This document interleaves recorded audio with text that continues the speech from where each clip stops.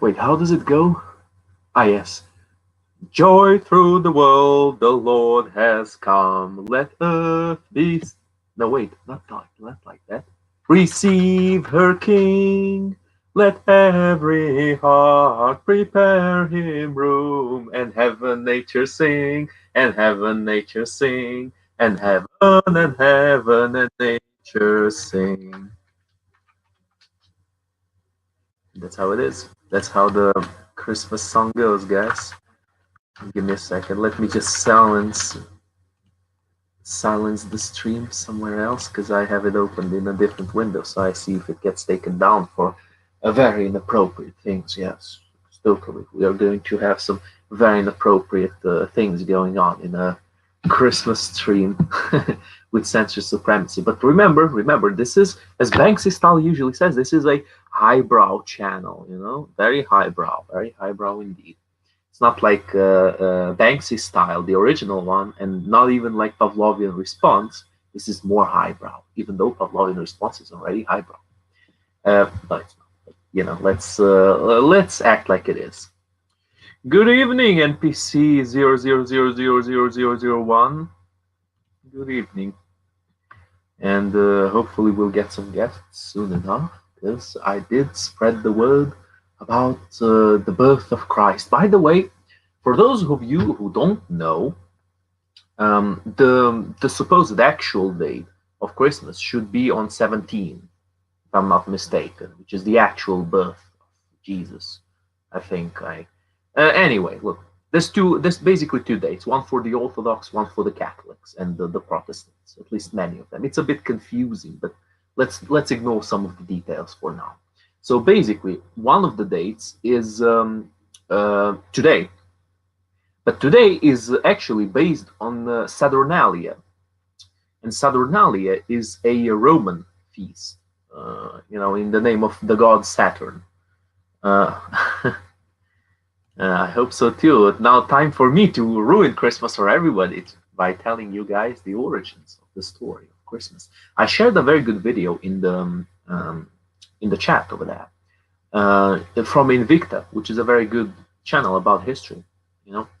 It's obviously just fan made. It's just the randos making it. It's not actual, historians. Even though nowadays historians like saying shit like, for example, Europeans didn't bathe before the Moors conquered them. I mean, it's just so funny. All the baths that the Romans had built, all of that just disappeared. Yeah, none of them remained, even though they still maintained some of them, even after the Roman Empire fell. So yeah, we have some historians nowadays.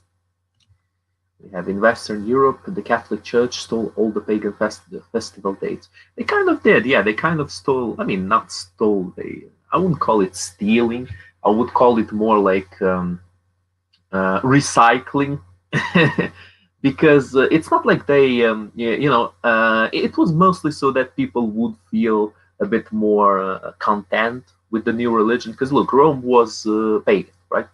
And they used to accept foreign gods in their pantheon to make those people that they conquered a little bit more at ease with their empire. But the exception for that was obviously the Jews, because the Jews are monotheists; they're not polytheists. Now, when Christianity originated, it was basically the same as the Jews, because monotheism, not polytheism. So they couldn't just appropriate their god. So eventually, when the numbers of Christians increased exponentially, they needed to kind of make the pagans at ease, because they, Constantine the Great, he decided to change the official religion to Christianity, which was a wise move, because at that point Christianity was really, really, really all around the place. Biatch, fucking aunts on the blower in it. What? Yeah. Also, built churches on pagan religious sites. Yeah, that's true. Sometimes it was to as a taunt to the pagans, but sometimes it was just because the place had a specific meaning, and sometimes it was even a different meaning, because churches were usually in the center of the village, so it would be easier for everyone to get there So they would be so God would be close for to everyone. Temples sometimes had the same logic. Like in Athens, I think the name was Agora of the temple complex. It would usually be in the highest part of the city, in the center of the city, where people would flee if they lost like the outer walls. They would make their stand there in the inner part, like near the temple complex. Um, which kind of happened a lot all throughout history. Like some very often, the last stand would be a church or a temple for a people whose city has fallen for the enemy. You know, the Yoster was stolen by Easter. Oh, stolen by Easter. Easter stole it, man. Easter, that evil Easter. They stole everything. Anyway, but yeah, it's a very good video, and there's a few other channels on YouTube. Like for example, Baz Battles. I remember Kings and Generals, also really good. And what's the name? Historia Civilis. That's the one. That's a really, really good one.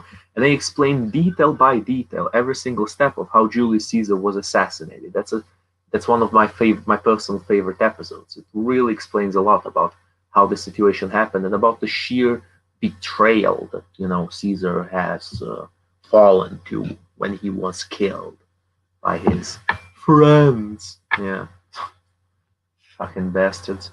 The guy was planning so many expeditions, man. He was planning an expedition to Parthia. He was planning an expedition into even Scythia, which is modern day Ukraine.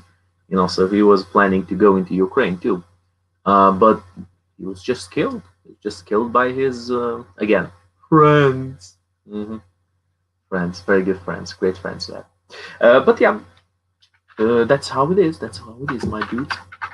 And speaking of which, Banksy Style isn't going to be able to join us today because Banksy Style has some other issues he needs to attend to. So today it's going to be only me. Maybe Banksy will join us for a little bit later on.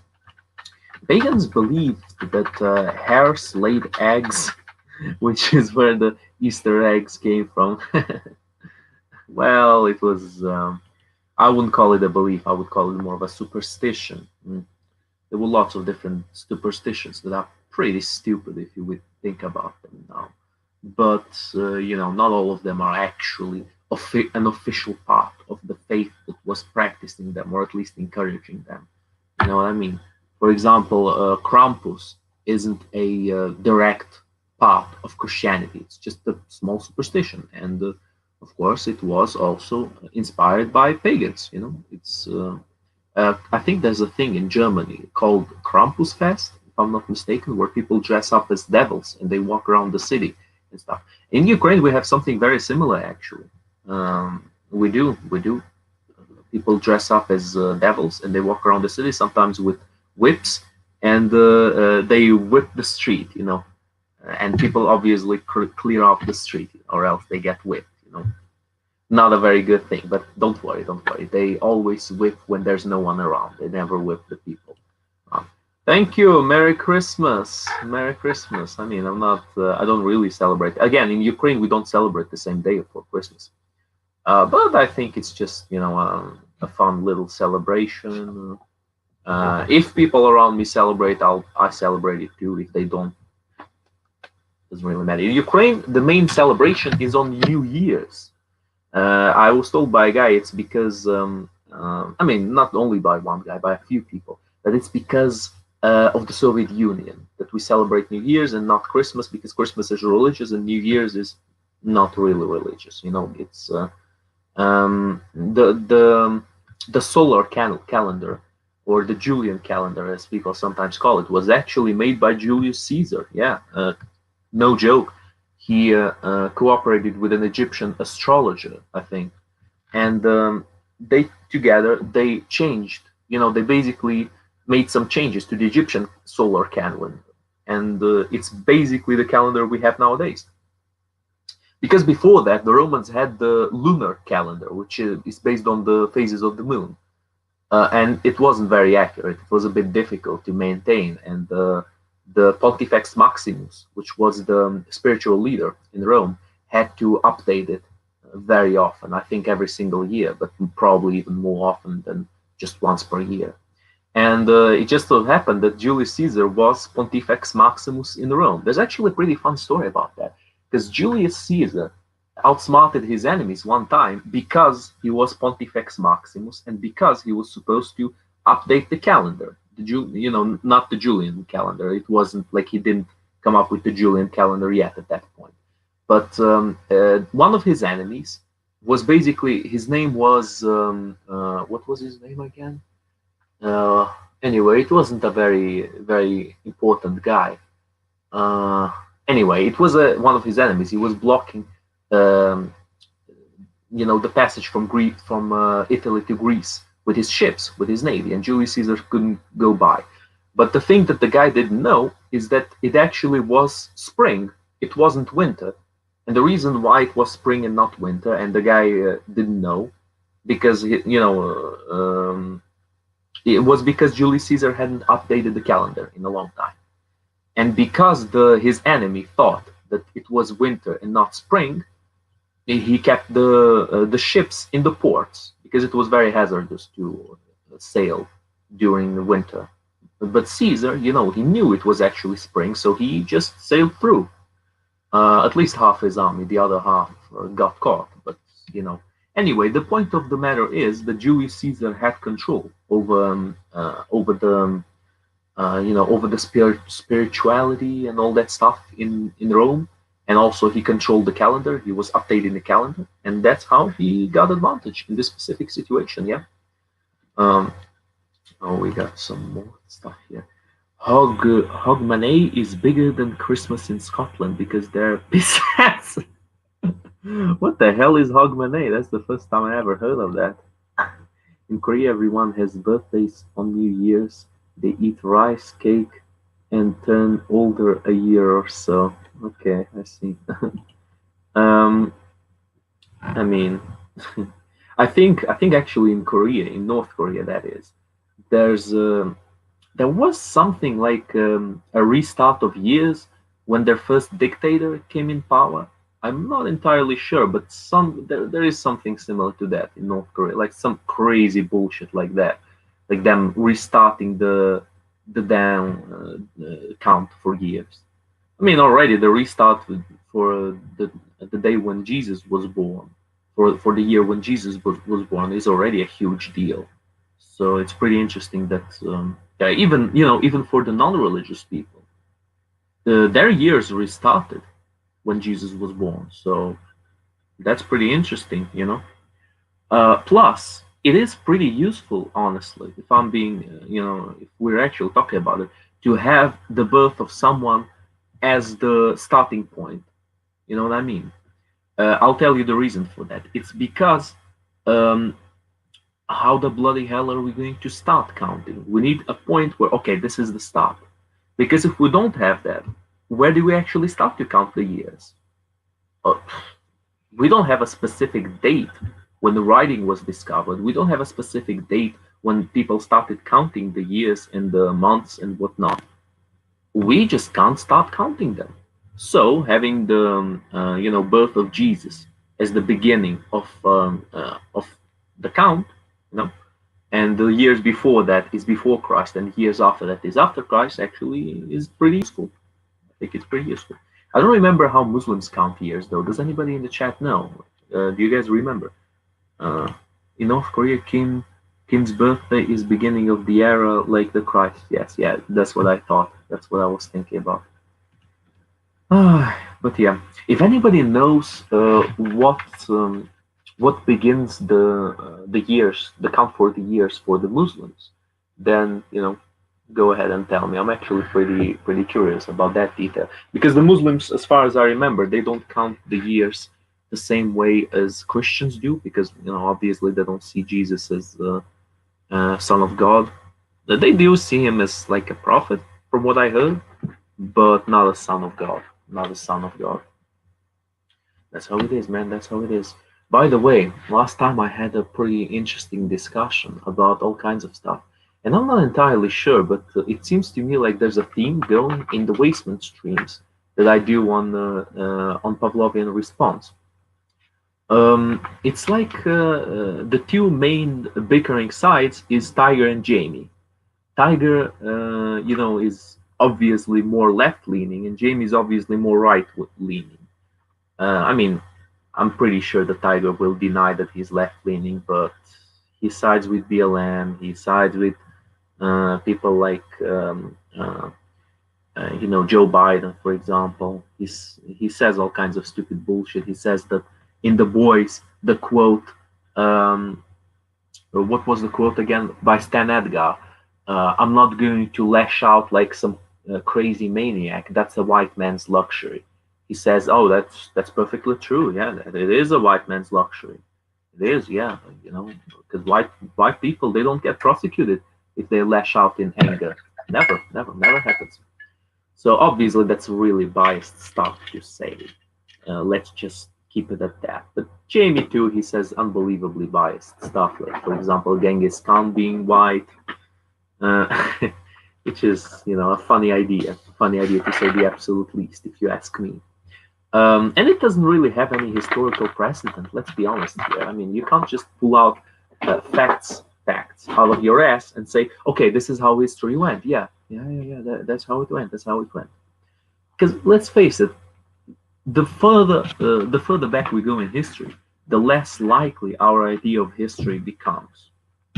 You know what I mean? Like, eventually, we get to a point where we really can't be sure, and any proof that we might have of what happened is very questionable.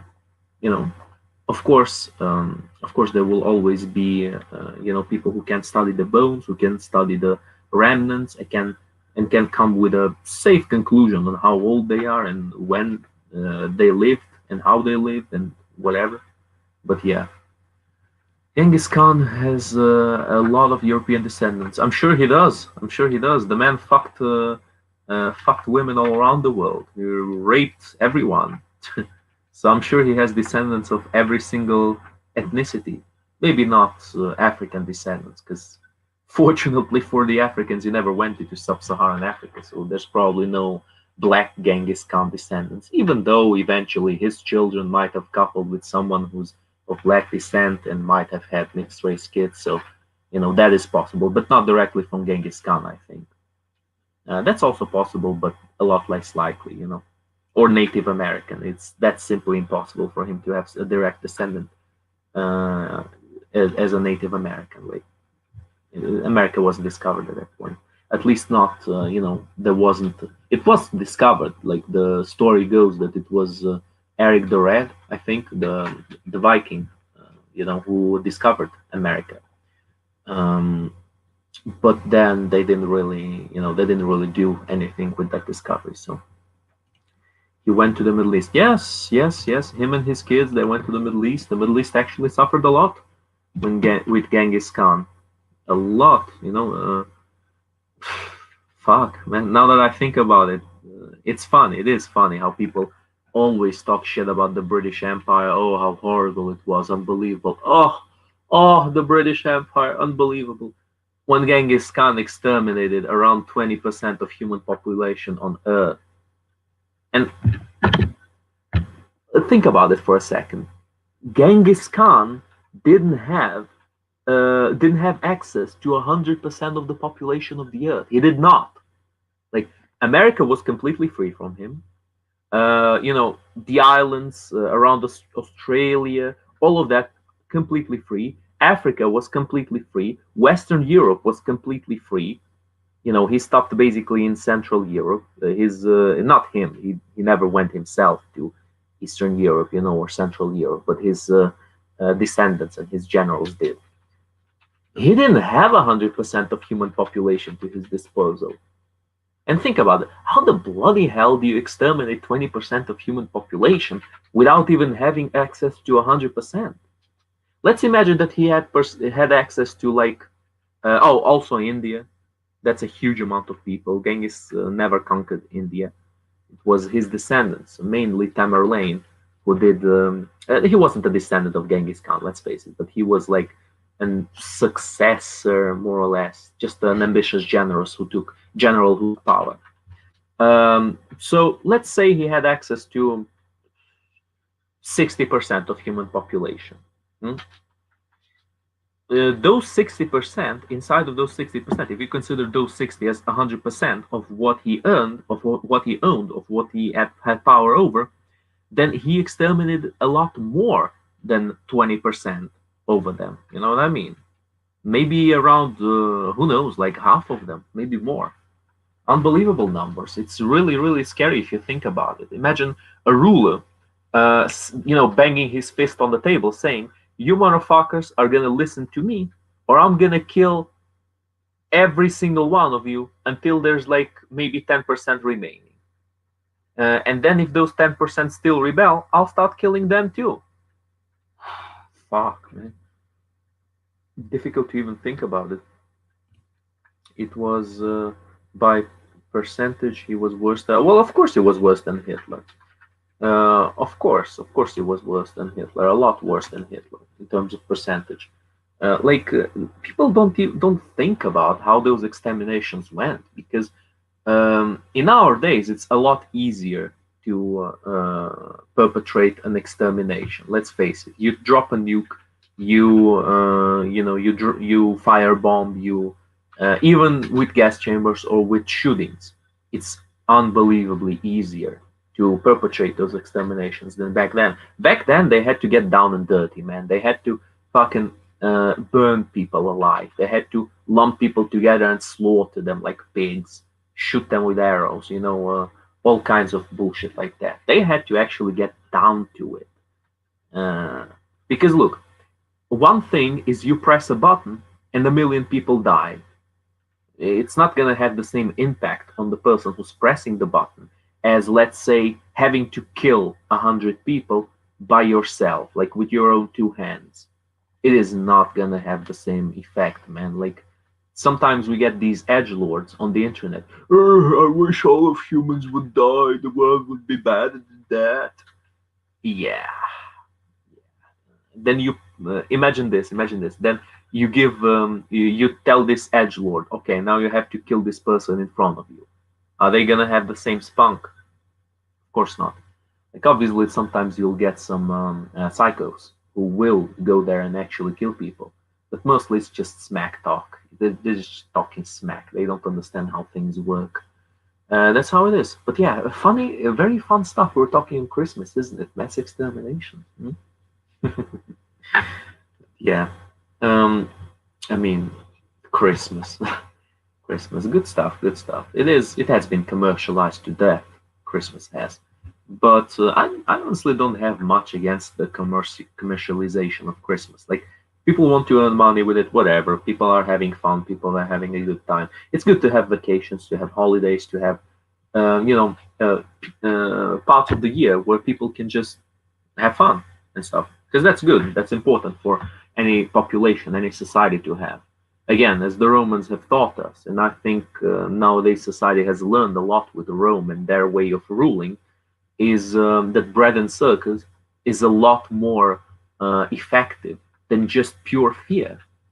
And there's a very simple reason for that, because fear only remains as long as you can assert your dominance, as long as you can show power, as you can show that you cannot be toppled. Now, bread and circus doesn't necessarily need that.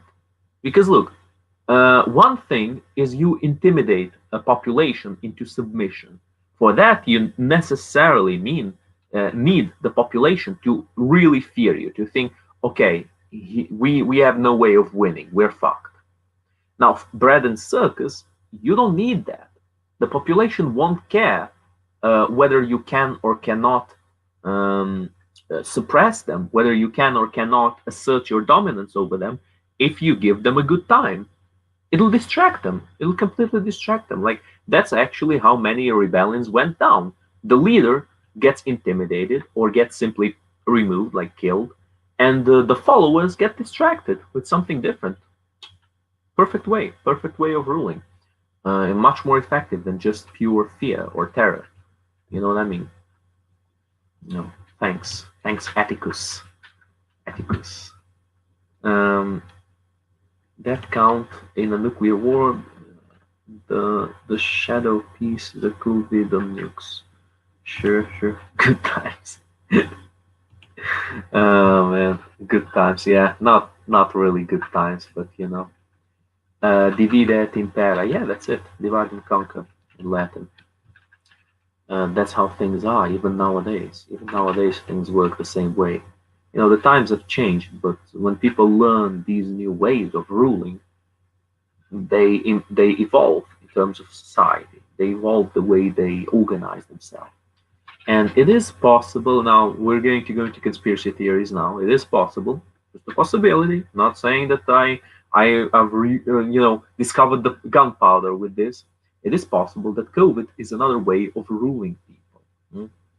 Um, it's like a mix of fear and false hope.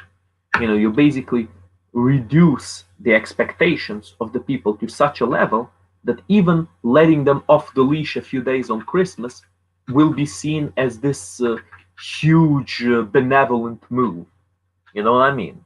Because let's face it, people don't all get happy with the same things, right? A person who lives in the West, for that person's happiness, they need lots of things. They need because they already have a decent life, they already have a good life, you know. So they need lots of things. They need payment. They need the basics of their life. The basic needs achieved. They need sometimes, they need a wife or a girlfriend or whatnot or a boyfriend. They need a stable income. They need entertainment, all kinds of bullshit. Now, if we talk about someone from a different part of the world, like for example sub-Saharan Africa or anywhere where people live a bit worse, they need a lot less for their happiness. So you can lower the expectations for people, and thus they will need less for their happiness. And we got our guest, Veva Gevin. How's it going? Hello. Merry Christmas. How's your Christmas day today? Merry Christmas. It's going well, going well. Although I do believe that you celebrate Christmas on the 7th of January, don't you, Pablo, usually? Yeah, yeah, yeah. I was talking about it a bit before. Oh, Yeah. look, Banks here. Big up, big up. No problem, Banksy. No problem. I already explained the situation. But yeah, look, in Ukraine, it is a different day that people celebrate. Yeah. I Not the believe same. it's actually a national holiday in Ukraine both today and on the 7th of January. So I think they get the best of both worlds now. Yeah, yeah, two, yeah. That's two, two that. holidays. That's true. That's true. But the main Christmas holiday is on 17th, right? Yeah. Uh, and Is it, isn't I it, was isn't it the 7th? ago. 7th of January, Sorry, isn't go it? on. Isn't it the 7th of January? Oh, you've Yeah, forgotten, have no, you, no, you Pablo? might be right. Yeah, you might be right. You might be right. 7th of Never. January is the Orthodox. Look, I'll You're be. very Yeah, religious, exactly. Pablo, aren't you? That's clear. I'm ultra religious, man. Oh my Dude, I God. haven't celebrated it in such a long time that I don't even remember much anymore. I think you've been away from Ukraine for too long, Yeah, yeah, yeah. being in Been for Portugal very now. long. Yeah. But then again, even if we talk about the Ukrainian Christmas, in Ukraine, the New Year is a lot more celebrated than Oh Christmas. It yeah, does, yeah, I know. Yeah. you know. I think I it don't is that down go. to Soviet times, where they Yeah, input. was it? I think somebody else also told me the same thing. Maybe it was you who said it both times. But yeah, I do remember you mentioning it before. It is Yeah. possible that it's very linked to the Soviet Union because it was, Mm, yes, mm. uh, It's that actually was the quite surprising because reality. yeah, most other places in the world, Christmas is a real big deal for Christians, but in Ukraine, it's a bit of a celebration, but nothing compared to New Year, is it? Or New Year's Eve and New Year's Day. Yeah. Yep, yep, yep. By the way, what do you think will happen here on New Year? Will people be allowed to do anything I at have all? no idea at this point with how the government's been handling all this. God only knows. In my opinion, it's been an Yeah. absolute mess. In many ways, Oh, of how course, that of course. how Boris has changed, chopped and changed. His decision making. So I think we should be prepared for anything, really. You know, Yeah, yeah, it's that's it's true. like you were saying before I came on. It's a lot of it's I don't know. It's control. You were basically like alluding to the fact that in the West we have a lot more higher expectations than other places in the world, don't we? another way of saying we're a bit, well, you could say a bit spoiled, or more demanding, basically, aren't we? We have more Yeah. needs. Yeah. Yeah, that's look. It's not necessarily the conclusion from that isn't necessarily we're spoiled or Yeah, I know. it's good. It's not something good or bad necessarily. Yeah. A fact. It's just a Yeah. fact that Reality. expectations here, you know, and it's possible that maybe COVID is a way of globally lowering those expectations, so people Mm. don't expect as much and they don't Yeah. need as much. Might be a new way of ruling people, but Perhaps, yeah. I mean, there would be. I think there would be some people who are inclined that way, but I think other people just don't care. Certain people got certain demands, and they're not moving from those demands. As you can see. yeah. Of course, of course, of course. Yeah. It doesn't affect everyone to the same extent. Like we get these, for example, we get these stupid celebs in Hollywood waiting in their multi-million mansions in there and saying, "We're all in this together, guys. We're all in this together." Yeah, I'm sure you're in this together with the small business guy who used up all of his life savings, Exactly. and now has zero. It doesn't Yeah. have anything to pay anything, Yeah. and has a family to pay for. They I'm live. They live a totally sure. different life. Absolutely. I'm cooped up in my £2 million flat in the central London. I can't get out. We've got this lockdown, whereas other people have lost their livelihoods. Loads of small businesses have gone, bust, and all sorts of problems. Sad stories. But that might actually be good that the celebrities are going full retard with this, because finally maybe people will stop trusting those bastards. Yeah. Well, I don't know who listens to like celebrities so much. I mean, there'll be a few I'd listen to, just a few, but most of them are just take it with whatever they say with a pinch of salt, really. You're right. You're right. Like, and people won't even admit it. Even if they do, they usually won't admit it in public that they listen to them. But the truth of the matter is that even if you choose to not listen to them, if their opinions are the most spread out opinions, like most people are exposed to their opinions. Let's face it. Like Yeah. celebs are celebs because people know them, right? Yeah. So if their opinions are trash, even if people reasonably know that their opinions are bullshit, there will be some people who eventually will trust them. A reasonable opinion that nobody is exposed to, that has very low exposition for other people, will have less followers than a trash opinion of a celebrity that everybody's exposed to. You know what I mean? Yeah. There'll definitely be some people of society who'll take what certain celebrities say to literal, literally the truth. But I think those more educated will know better, won't they? Or those more in the know, Yeah. That's very true. That's very true. But I don't know. Maybe it's possible that there will be new ways of spreading the information, at least the politically correct information, than the celebrities. They have had a lot of bad backlash lately. Because people are, let's face it, people are dumb, but they're not that dumb. Like you can't have multi-million piece of shit in his mansion crying and weeping and saying we're all together. Yeah, Like I'm sure most people will see through that. Well, I hope at least most people see through that. Yeah, definitely. Yeah, that's true. But yeah, look, I was also mentioning a little bit the discussion we had on the stream yesterday, and that it almost always slides to Tiger versus Jamie. Oh God, both of them with their extreme positions. Yeah. I'll try and keep polite towards them. I'll try and make it polite. Honestly, you don't need to. Look, I already they make me laugh more than anything else. Of them. To be honest. Yeah, exactly. I already said that I don't agree with any of them, but I think it's interesting to keep them in the stream because it is a bit entertaining, isn't it? Find out. It is entertaining, but the reason is a bit different. I said. Because look, let's face it, they both make stupid points. So I'd like to know, who is it going to hurt more? Is it going to hurt more the left or the right? When somebody defends BLM and says oh, it's only 4% that commit those crimes. BLM is a good movement, blah blah blah. And on the other side, oh, Genghis Khan was white. Every single person who invented something was white. Is that gonna hurt more? You're talking about the far left and the far right, yeah? I don't think that. I don't think for any like sane person, I don't think that does any of them any favors really. Taking like extreme positions. If people look into things, or I think it's pretty obvious, isn't it? Really. Well, look. Sanity is. I mean, I get your point.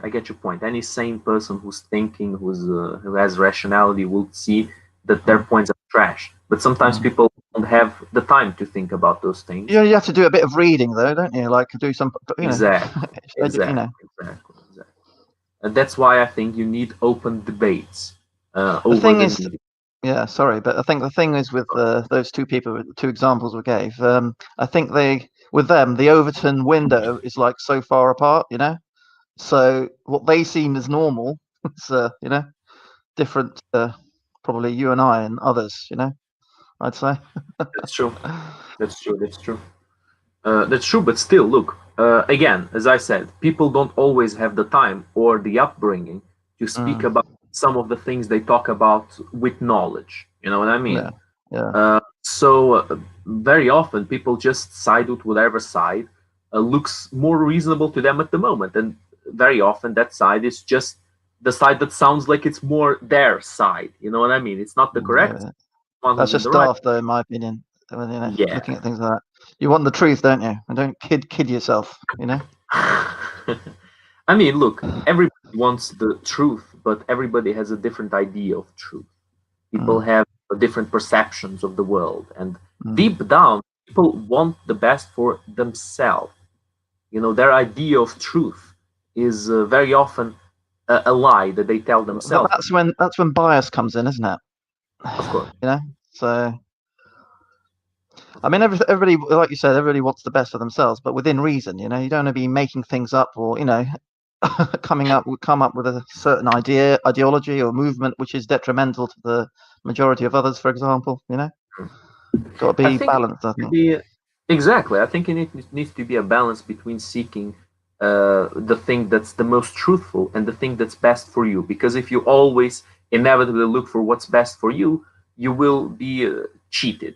Because you don't know what the actual truth is. People will manipulate you when they will see that you're only seeking what's best for you. It's easy to manipulate a person like that.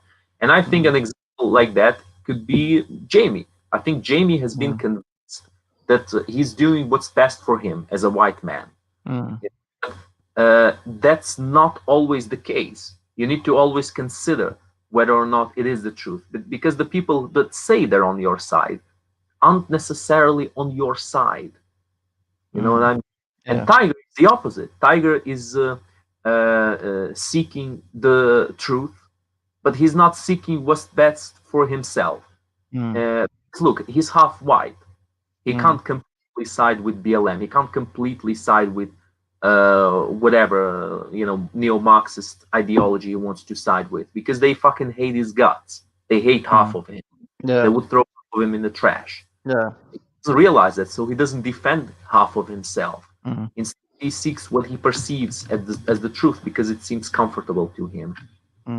Yeah, well, you just basically said that they're both seeking the truth that is most not the truth they perceive, which is most comfortable for them. And they probably both believe their positions, like genuinely believe it. Of course they do. That's of course they do. Funny thing about it. Most people do that. That's something I used to say in Speaker's Corner to some friends of mine who had sympathies with socialism. They would ask, "Oh, Pavlov, you want all socialists to die? You hate socialists, don't you?" I told them, "No, I don't hate socialists. I don't want to kill socialists. I don't want to make shootings of socialists. The socialists that they hate aren't these impressionable youths that are walking in the streets shouting Black Lives Matter. They're not the ones I hate. The ones I really hate are the ones behind the scenes. Behind the movement, the real big Exactly. boys. Yeah, pulling the Exactly, strings. because they know exactly what's going on. They know exactly how they're using these youths as their shields, Yeah, and they don't shit. They're just using it because they want mm, to achieve their purposes. yeah, yeah. And them, I can't say that I fully hate them because I don't fully know what the hell they want to do. I know Mm, they want to stabilize. That's clear to me. But mm, for what's the yeah, new world order? What's the I yeah. don't like. I don't actually like the expression "new world order." For me, this looks like new It's world been is. used so many times, hasn't it? New World Order. Yeah, It's yeah. been going on for There's so years. many meanings. Exactly. Yeah, There's just so many meanings to it. So yeah, many meanings. There's certain nutcases using it too, and that's the main reason why I don't like using it. I don't want to be mm, associated with nutcases. mm, mm. Uh, but you know the origin of the term. Have you ever heard of it? No, the actual origin. No, I don't think I. The origin No, of the New World Order term. no. What I've researched, the actual origin of the term begins in the U.S. All right. With the different gangs of Italians, Irish, and Jews All right. after the dry laws. Is this After in the New York? Is this in New York or? I think so. I think so. Yes. Mm, They had the gangs. Ironically, when alcohol was prohibited, they flourished. They exploded. Crime exploded all around America because they were basically trading alcohol at very high prices. They were the only ones who were able to trade it. So they earned crazy amounts of money in a very short amount of time because people wanted to drink. People wanted to get fucking drunk. So, yeah, yeah. and that's what happened when you High implement demand. the rule. Exactly, very high demand indeed. And the New World Order was the term of those leaders of those gangs as a world where they will not be afraid of the law, where they Mm, will be able to act whichever way they please mm, without being afraid of the law. And how does that work, you might ask? Well, it's pretty simple, but pretty complex to be put in execution. They basically need lots of moles in the legit structure of power. They need mm, lawyers, they need statesmen, they need maybe even presidents or yeah. politicians. Mm, And if they have moles, they can have leverage over power and they can remain basically undetectable mm. by the law because they own Due the to law. corruption, basically, by having Exactly. those molds there in government. Yeah. Exactly. Very Mm. high tier corruption. That's Uh, basically, and this is uh, something that happens in a lot of third world countries, isn't it, Pablo? Or yes, outside yes, the of West, put it that way. course, of Yeah. course, of course. Even though in the third world countries, I think it's a little bit different because usually there's still muscle from outside the country because the countries are Mm, usually tatters. You know what I mean? The U.S. is definitely not in tatters even after all the destruction made by BLM. It's obviously like it's a huge amount of money that was lost in property and damage and all that stuff. But mm, compared to the whole amount of yeah. wealth and infrastructure of the Yeah, U.S., it's a small amount for them. Yeah, they've exactly, so much wealth anyway, don't they? So absolutely, it's absolutely. only little damage. Mm, Of course, whole. of course, of course. Mm, Honestly, I think that COVID, these lockdowns, all of this bullshit has had infinitely bigger impact on the U.S. than BLM even. mm. So, to an Yeah, extent, yeah, BLM definitely. might even be a distraction. Might just be a way of enforcing power locally. You know what I mean? Mm, COVID is mm. like overall enforcement of power, and to the specific people who try to resist, that's the people who you send the BLM after to actually physically kick their asses and don't have to be responsible for it because I don't own the BLM. Basically, like what Putin did in eastern Ukraine. Mm. Uh, the troops, the rebels or terrorists Yeah, yeah. Ukraine, they are basically receiving all kinds of shit from Russia. They're Of receiving course, that's the only way they survived, isn't it? absolutely, absolutely. They can't just shit out those high tier cannons and those high tier Yeah, tanks they're state of the using art to on weaponry. planes. Of Yeah, course, of course, of course, of course. They're still getting shit from Russia, like of course. ammunition, provisions, all that stuff. Because Mm. this Ukraine is in tatters right now. Eastern Ukraine is Oh yeah, old country by yeah. definition right now. Not even exaggerating right now. Like the war Mm. there is definitely less bloody than in some actual third world countries. But in terms of infrastructure, Eastern Ukraine is at the level of a third world country. Oh yeah, Not west, definitely. It's been totally bombed to oblivion, hasn't of it? course. The airport, Donetsk airport, totally destroyed, wasn't it? Yeah. And I don't know how much renovation they've actually done since it all started, and since since it's been under the rebel control. But I can't imagine much has been improved because Russia doesn't really want anything to do with it, does it? It's an extra expense for them, isn't it? Really. But Did look at this comment. What the? It's Christmas. Pavlov should be out shaking his little bonfire for low class English girl. Hey man, I only shake it for the high class girls, not low class. Not waste women, not the Zubidas of the group. Anyway, uh, just a little distraction there. But yeah, I mean, mm, look, Eastern Ukraine is completely fucked. And New World Order is more. I wanted to give Ukraine and Russia as an example of mm, the state how the New World Order would be, because Ukraine a bit less, because Ukraine is like a bit confusing. Let's be honest here. There's a lot more, influence of the West on Ukraine right now than there was before the war, because Ukraine obviously decided to side with the West and not with Russia, because Ukraine oh burned yeah. many times from siding with Mm, Russia. And this is what I don't understand from like, there's some people, especially in the Middle East, people from the Middle mm, East, Muslims who say, oh, Russia is great, Russia fought ISIS, Russia defends Palestine, Russia does this and that and this and that. And they say, oh, we should side with Russia. They're the good guys. They're the good guys. Yeah. And then I'm like, hey guys, do you have any idea how many times Russia has betrayed people who sided with them? Do you yeah. have any idea how many times Russia went back on the treaties they made? Like the only difference between the only reason why Russia has done less shit in the world globally is because Russia has less power than the US. It's the absolute only reason. If they had Mm, the power the US has, oof, I do not want to think what Russia would do to some places in the world. They would annihilate entire nations. mm.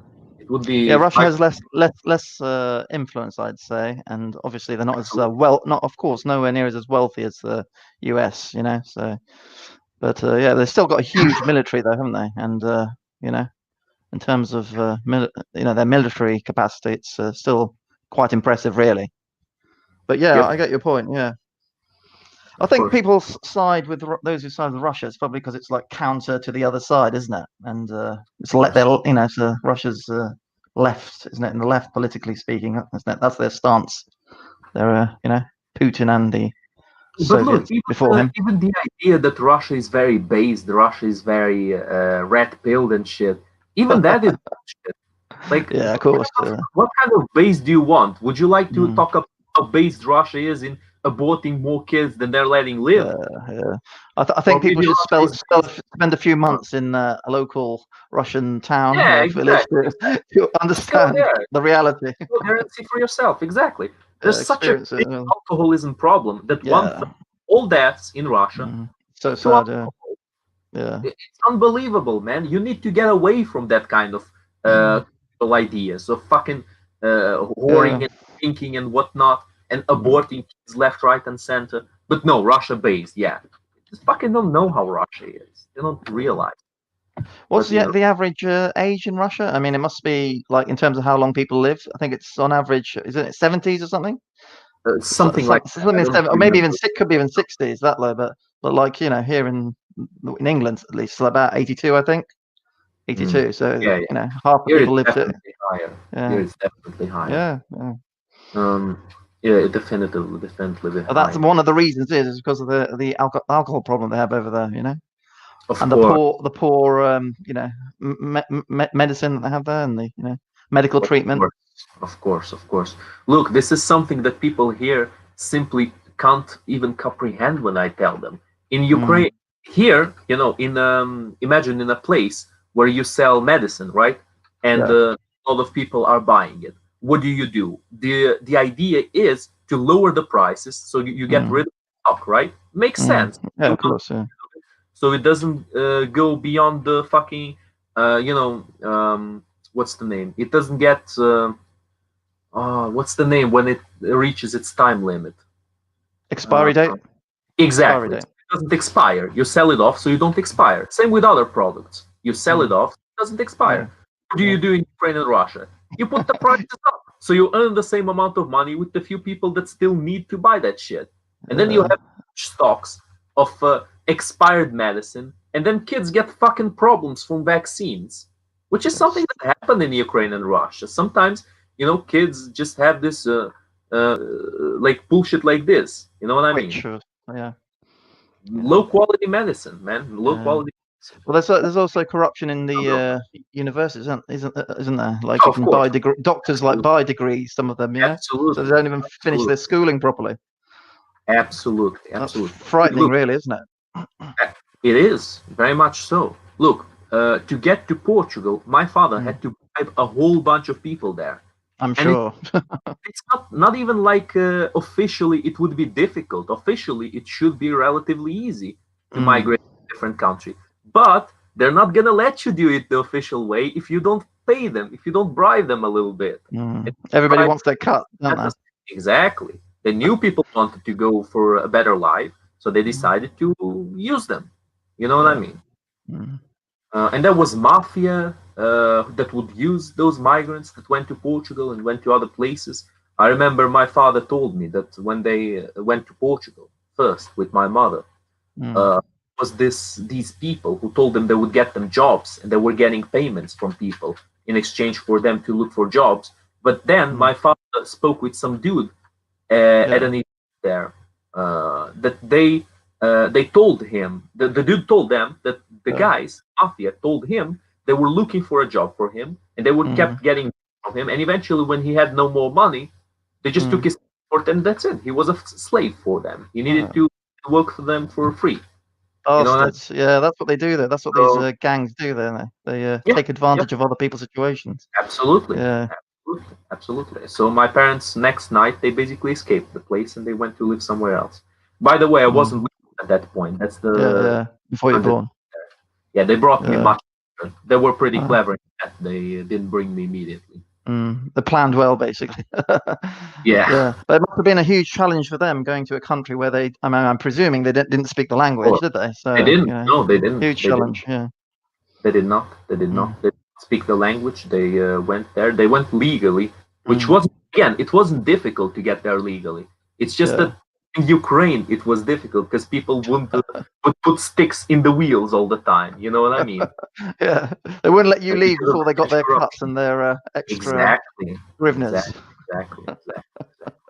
And when they were stabilized there, it was much easier for me to go there. I basically learned Portuguese in the first year I was there, so it was easier for me. I mean, I went to school. I had the means to learn it. My parents, unfortunately, didn't, so they couldn't learn it. So that's how it was. And myself, I came here.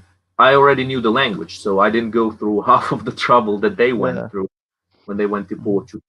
And also, did you learn English in school? If you're asking, did you learn English in school? Or yes, no, it's very good. School. In Portugal, they teach English well. The things that I need to praise the Portuguese for a lot, like they teach English really, really well. It's really good teachers. Good system to teach English, really good stuff. If you not like Ukraine and Russia. No, in Ukraine it's horrible, man. It's absolutely horrible. It's horrendous how they teach English. I've been helping some people through calls, online. Through online calls to learn English a little bit. Ukrainians, they live in Ukraine. The way that their teachers are teaching them is so dumb, and the questions sometimes so it's weird. It just goes. It becomes so ridiculous. I remember very well one question where they wrote a quote and said there is a word that's wrong in this quote. Correct it, and there were two words that were wrong. So what the fuck? I'm like, what the fuck am I supposed to do here? The teachers themselves need teaching, don't they? Exactly. They made two mistakes instead of one, and then the student is like, well, confused to hell. Which one is it? Exactly. What's the thing that this teacher sees the mistake? How can you say that? Because two things don't look right. Standards are pretty low, aren't they? But you're saying in Portugal it's much better. The standard of much better. that's very good. People Oh, actually know what they're doing in Portugal when English. I mean, again, Portugal has a much closer relation with England. Let's face it. yeah, it's not too far, is it either? So Yeah, geographically, geographically.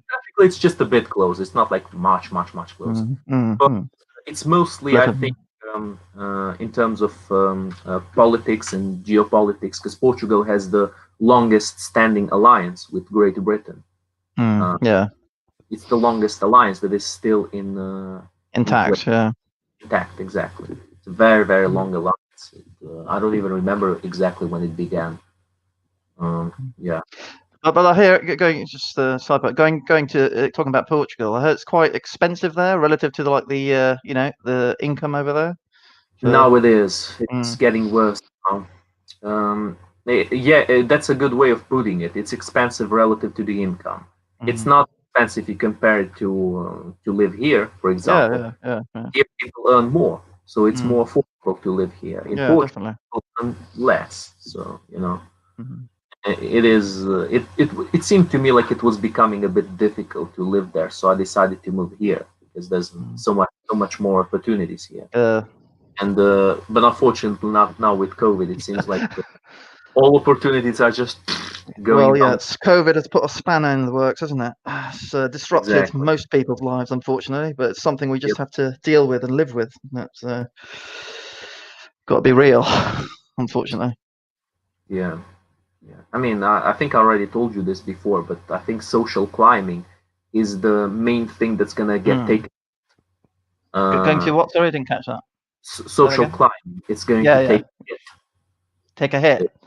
Yeah, probably. Yeah. Almost impossible to start at one point and then climb your way up even a little bit, because it's just difficult. Just difficult to find anything to do these days. Yeah, I mean, the unemployment levels have increased. So absolutely. There's more people looking for jobs, so that's extra demand, isn't it? And it's like things are changing even further. So who the hell knows how things are going to be in another year or two? God only knows. Yeah, the unpredictable aspect of all this is that, isn't it? So we don't actually know how long this is going to bloody last for, do we? So it's Look, speaking of the devil, we got Tiger. Oh God! First comment he leaves is "Let me in."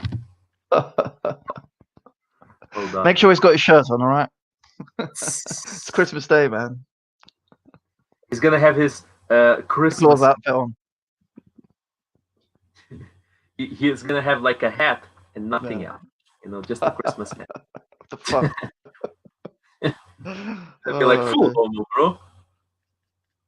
Anyway. Tiger, Jamie's not here, man. I mean, I sent the link, but Jamie's not here. I'm afraid this isn't going to be as the usual drill. You got to choose another opponent, Tiger. That's it. But yeah, look, I never actually asked you what kind of where would you place yourself in the political spectrum? I'm guessing you would be a bit more towards the center. Yeah, definitely. Right. I try to look at things in a more balanced way, and I try to see the different sides and how they view things. I think it's the best way in in certain societies as well. Try and find a balance. Yes, absolutely.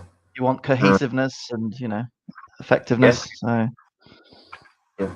Look, I think something that people don't usually understand is that even if you just learn things about your enemy, it's still useful because you need. You know what I mean? So ignorance is bad either way, whether you're friends or foes with someone. And look. Yeah, definitely. But here comes speak of the devil himself. Knock. Speak of the devil. Knock. Here comes the talk. And he shall appear. Oh man, I like this camera. This camera looks good on me. Like, I look really clear. Oh. What were you guys talking about? Well, several things really. Yeah. Talking about many things. It started with talking about Christmas and Saturnalia. Oh, by the way, did I mention Saturnalia to you, Levagin? No, it didn't. No, I didn't. Wait, Pablo. So I just want to change the subject. So I don't know if I'm allowed to know too much, but you know how you're acting in Game of Thrones. Like, are you going to be playing a specific role, or are you allowed to talk about it? Ooh, what's this you haven't told us about, Pablo? I'm really sorry. I didn't watch the video. I probably should have watched the video. Game of Thrones. Bloody hell, you've got a good acting position like early. Like, hell. Hold on. I thought times were hard. Honestly, and then next thing you know, he's playing Christian Cole in Dance of the Dragons. See, if you read the books, you know what that is. Okay, so first off, I think it's pretty funny how Tiger asks what we were talking about and then says, okay, let's change the subject. Probably boring, let's be honest. He's talking about Santa Claus. I'm like, oh, fuck that shit. Let's talk about Game of Thrones. Santa Claus. Shall we have can we have a Game of Thrones debate after this? Like, just right now. No problem. But wait, before that, let me just show you guys the video where Tiger got his information from. Probably. I assume you saw the video of on my channel called Pavlov finally gets a role in Game of Thrones. Hold on. Okay, there it is. And oh no, wait. Let me do something first. Gotta do something before that. Oh shit, Jimmy Savile. All right. Are you ever scared that people you don't know are going to come up to you on the street and tell you that they know who you are? Because every time I speak as Corn, I'm scared that some people just come up to me and I think like, is this one of them right reaction dudes? I'm gonna have to throw some hands like. Well, look, like Pablo the other day, I saw that little fracas you had, Pablo, the other day with your best mate at the park. Which one? Which one of his best mates? He has a lot of best mates. That G guy, whatever his name is. G, whatever his name is. Which one? That's a good question. G. His name is G, isn't it? This is the one, guys. This is it. Look. Go on.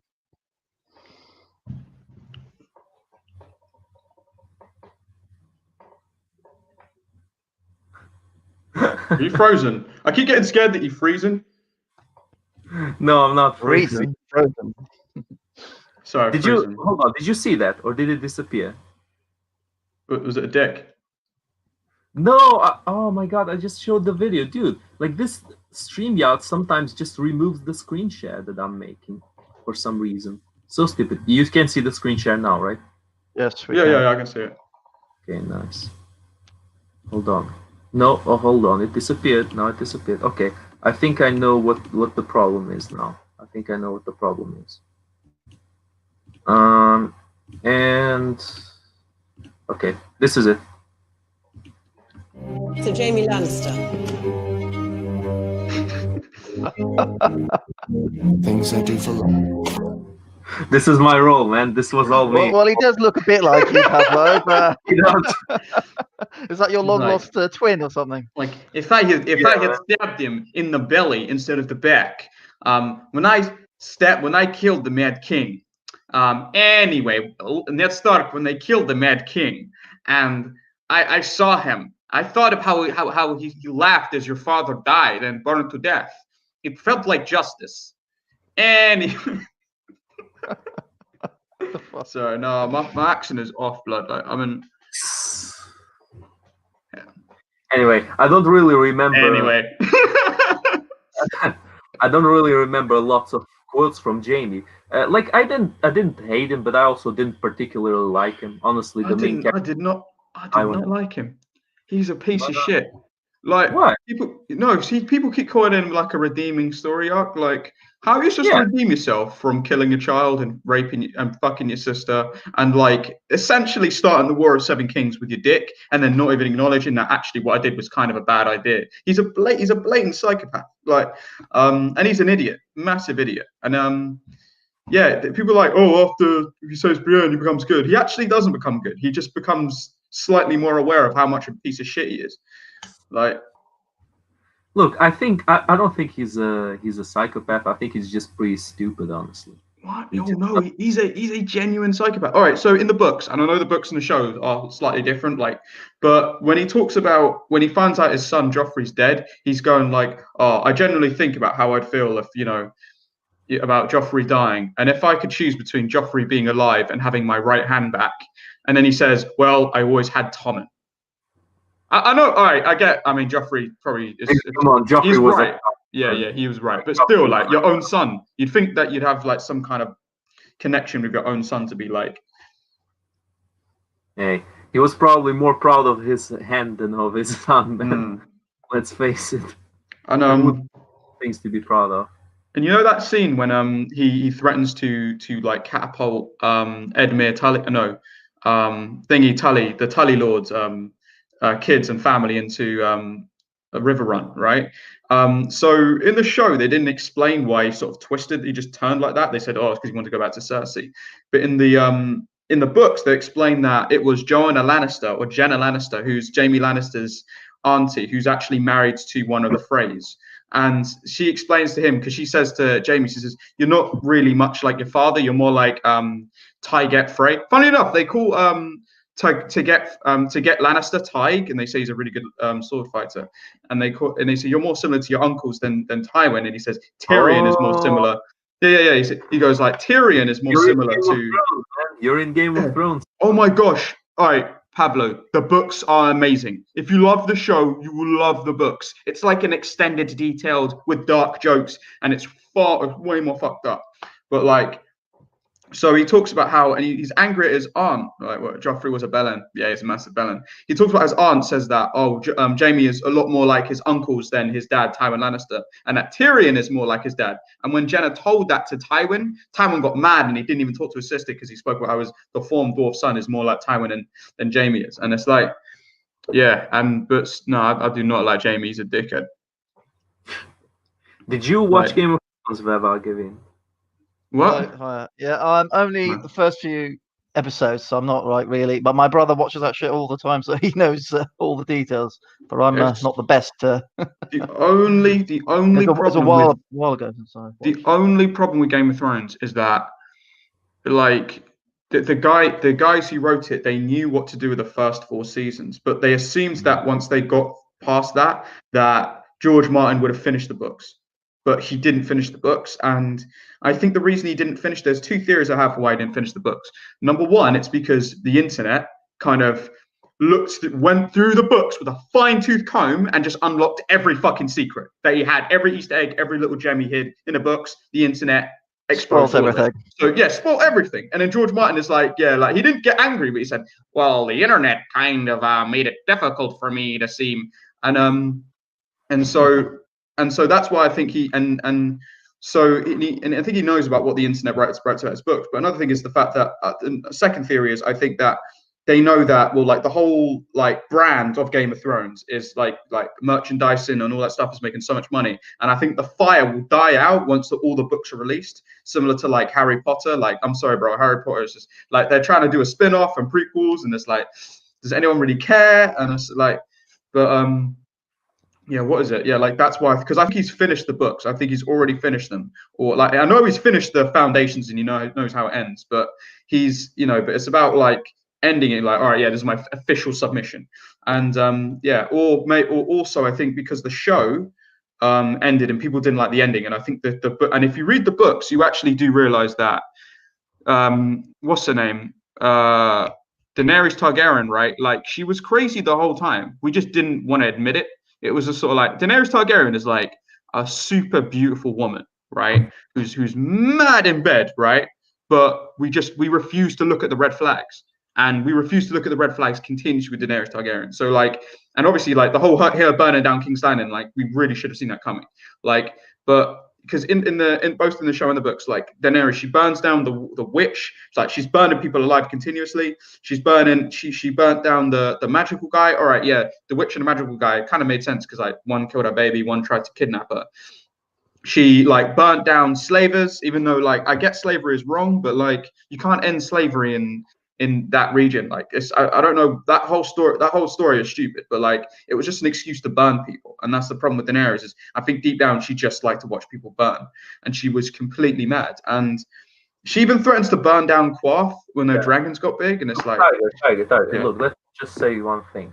I think you're right, but at the same time I can't really blame the audience, because the show keeps acting like she's the good guy. The show keeps trying to show her, like, tries very hard to show her as the good guy in the story. Until the end.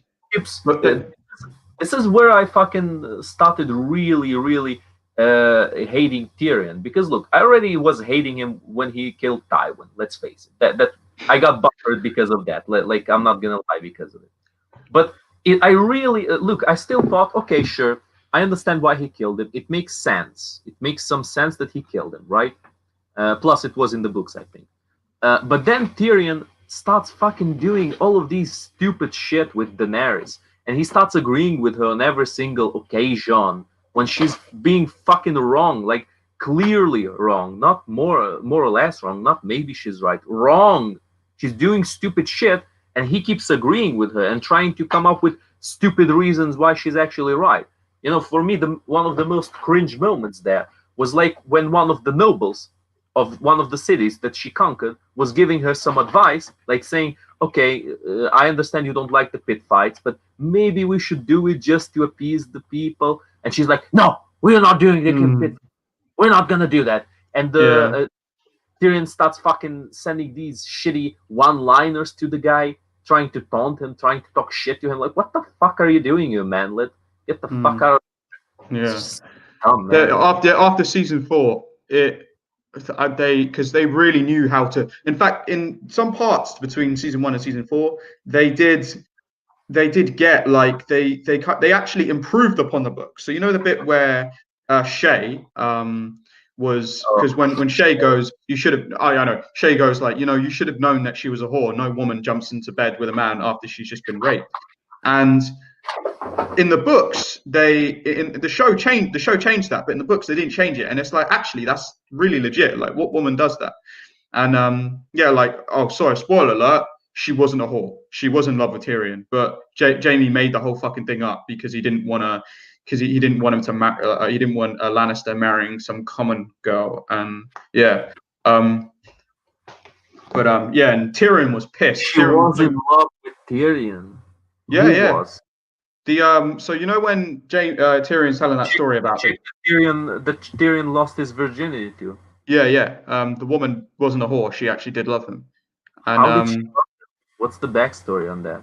Well, it's written by a weird, like George Martin is a weird, borderline sexist pervert. He's sort of a feminist, but he's still like a massive pervert. So I don't really think in my opinion, and this is just my opinion as my knowledge of women, is like Tyrion is a very smart and funny and intelligent man, and I'm pretty sure if you get him drunk, he's even more like charming. But and I think like women would find him attractive, and that's something. No, but that's something I didn't like about that's why I liked about the show, is like I'm pretty sure Shay would have caught feelings for him naturally because of how. But sorry, now I'm kind of gone cross-eyed because. The book and a show I like. Yeah, you are. Look, Tiger, all I'm asking is, how do you know that the chick that Tyrion fucked loved him? Oh, Jaime admitted to it when he freed Tyrion from the cells in series 4/book 4. Yeah. Why did she love him? Is there no information? She was a young girl. She'd lost her virginity to him. I guess Tyrion made her feel safe. I guess Tyrion's like small as well. And she looked after him. I guess he looked after her. I guess. One night stand. They had a one night stand, and they got married. I know, they got married, but it wasn't like a lengthy shit. Yeah. It was just very quick. Yeah. Anyway, I would personally say, I think that Jaime was just trying to make Tyrion feel better. No. So he did it. He said, "Okay, look, I'm sorry for doing this," and because he talks about Jaime's paying his debt to Tyrion, that he did something awful to him and he lied to him about his wife, and Tyrion is like, he's so mad that because even though he freed him, he's like, "Okay, now I've told you something like truth," and then he goes to Tyrion, he's like, "Now, did you kill Joffrey?" And then Tyrion, even though he lies, like, "Yeah, I killed that motherfucker," because he's mad that like you lied about his girl. So then Tyrion starts saying shit like next time he sees Jaime, he's gonna fucking kill him. There's a lot of weird stuff. There's a lot of borderline like incestuous like infatuation that Tyrion has for Cersei in the books. It's not, he doesn't say it all the time, but just casually he just goes like he sees Cersei like laugh, and then Tyrion goes like, "Wow, Cersei's never looked so beautiful. Maybe this is how Jaime sees her." And he also talks about like raping her, and the books are really weird. Like George Martin is a super creepy guy, like fucking genius though, fucking genius, but a complete and utter pervert. Like is it? Yes, creep. Pervert. What gave you that impression? I mean, look, dude, the books ain't shit. So the show ain't shit. Oh, you read the books? No. Oh, okay, sorry. Yeah, the books are far more perverted. Like, just so like, yeah. He knows how to write sex scenes though. He's very good at that. Like, Really? 50 Shades of Grey style? better than 50 Shades of Grey. Better than 50 Shades. Yeah. By the way, I never Sounds read. interesting, mate. Sounds interesting. Has any of you actually read or watched 50 Shades of Grey? No, because I ain't No. a woman. Have you, Pablo? No, I haven't. I said in the, before I asked. Oh. But I'd like to actually ask someone, because look, I can't be bothered to read some housewives' fantasies. Same here. It was based off of Twilight. It was based off of Twilight fan fiction, and then I think she just rewrote it into a book, which is quite fast. It's quite fascinating how people can take something like that and then turn it into this. But yeah, this also explains why Mr. Grey is like depicted as being like super pale, and also there's a bit where he eats a used tampon, and yeah, or like it's fucking filth. Thanks for the details, mate. Yeah. No problem. I guess that links him to a vampire because he's drank period blood. Or Interesting. Sorry. So, sorry. This is kind of relevant. So, I was watching this woman. She's this like leftist film reviewer named something. Forgot her name. And she spoke about Something Tiger King. Yeah, probably. She spoke about the differences between War of the Worlds and Independence Day, and how the attitude of, because War of the Worlds is seen as like, yeah, America, and then Independence Day was seen as being like really like 9/11-y, and kind of like, because I think like the 9/11 9/11 post-traumatic stress syndrome was very much in America's head at that point.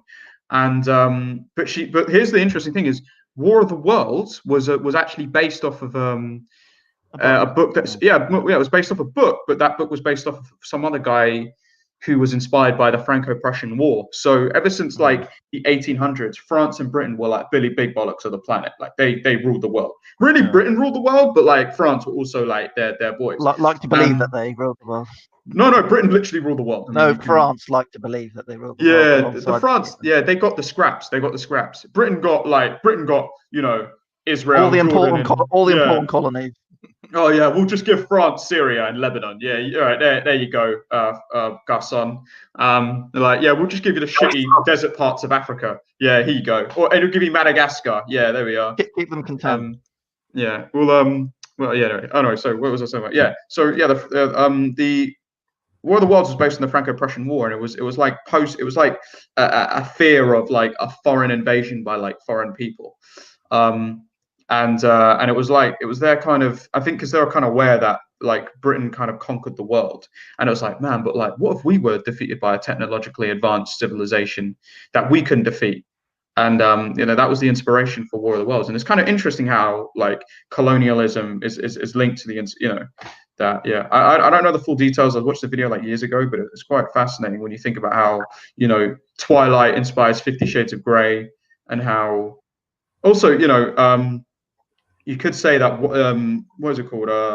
The War of the Roses inspired A Song of Ice and Fire. So War of the Roses inspired Game of Thrones. War of the Roses and Lord of the Rings inspired Game of Thrones. Yeah, the guy admitted it that the War of the Roses inspired it. Bro, George, yeah. Look, Stark and Lannister, York and Castor. It's and the Targaryens as the Plantagenets, and it's like complete rip-off. If you watch, the dude did a thing for thing showing these are the inspirations. Also, King Edward I, right? You know who he is? Yes. Okay, sorry.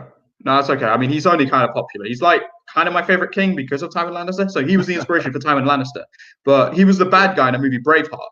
So people were like, King Edward I. I was like, oh, okay. And then, Longshanks. yeah, Longshanks. Yeah, Longshanks was the inspiration for Tywin Lannister. What happened? Yeah, he another thing. Yeah, and Margaret of France, I believe, was associated. Anyway, I don't know the full story. But here's another interesting thing. Harren the Black. You know Harrenhal, the massive castle. So that was created by a dude called Harren the Black, who was Ironborn. And Harren the Black was inspired by Harald Hardrada. And Harald Hardrada means in Scandinavian means hard ruler. And you could say that William the Bastard is like William the Bastard is like William the Conqueror. Okay, look, Tiger. I'll make the connections for you. It's Harold. Harold Hardrada. Yeah, that was inspiration. William the Conqueror probably was the inspiration for the first Targaryen who came to. No. He's an inspiration for both of them. So he's an inspiration for both Aegon and Baratheon, Orys Baratheon. Because Orys is a rumored bastard brother of Aegon, and Harold. No, God, no, not Godwinson. Fucking hell! See, I'm getting them all mixed up. The real ones and the George Martin ones. But the Storm King, Daradon, Frederick Daradon. All right. There was Harold Hardrada, who was the Varangian. There was Harold the Saxon, who was the Saxon, as the name implied, and there was William the Conqueror, who was the Norman. The Norman the weird French Viking Norman.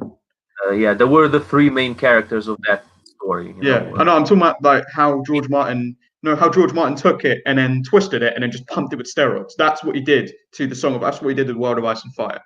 And because like you could actually make the argument that Westeros is actually more like, it's not England, but it's more like the Holy Roman Empire, France. And it's more like Holy Roman Empire, France, and Scandinavia, and it's like a hybrid of northwestern European countries. That's what Westeros is. I thought it was meant to be like England, but it's different. Like he just changed it. It's amazing. Because you know how it's Orys Baratheon and Aegon the Conqueror, but Orys Baratheon is a rumored bastard brother, just like how William the Bastard is also a bastard, and he also is a conqueror, and then they put them together, and then fucking dragons, and then But that's why I like George Martin, man. He's got he rips off history, and then he fuels it with crack cocaine. Like, I'm sorry. Did you see what Jimmy Savile says in the chat? Oh, is that the one who fancies me? Cool. What are you talking? Jimmy Savile in the chat. Jimmy Savile? You mean with this? No. Like now then. How about is that little tiger? I don't know who Jimmy Savile is. It's a little bit creepy when you don't know who they are. It's like when you know who they are. Resurrected, mate, from the dead. Yeah. Come back for you. Yeah. His last victim. Yeah. I mean, yeah. No, I met Jimmy Savile once. He's a really cool guy. No. Jimmy. Yeah, he's really cool. He's where did you meet him? Well, I mean, I was about like 8 years old, and I didn't or something. No. So he let me milk a cow blindfolded. Really? Really cool guy. Yeah, really cool guy. Oh yeah, I'm sure he was. Oh look, we got Lost Strawberry here. Tiger, your bestie, Lost Strawberry. Large strawberry. Yeah, strawberry head. No strawberry, a big strawberry. They got Chad before Chad was a meme. Yeah, like. How did the word Chad become a name for? It's weird how we, racial stereotypes. Come from America, hasn't it? All these things come from America. But we have an annoying term personally, to be honest. Yeah, stereotypes are stereotypical names are like an amazing thing. So obviously like for mixed race people, we're called Jadens, but I think there's a separation from like good looking mixed race men and just regular mixed. So what's weird is, and this is in the black community, I think they refer to good-looking mixed-race men as light skins, and then they refer to mixed people as just fucking mixed people. It's sort of like gingers and redheads. So gingers are ugly, redheads are beautiful. You ever notice that? See, Pablo's thinking about it. He's like, actually, yeah, you are right, Dave. And are you a redhead? You've just dissed all redheads. only the ugly ones.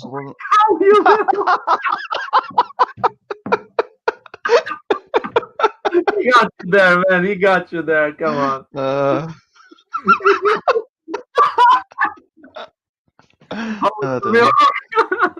Sorry, man. That just didn't land with me.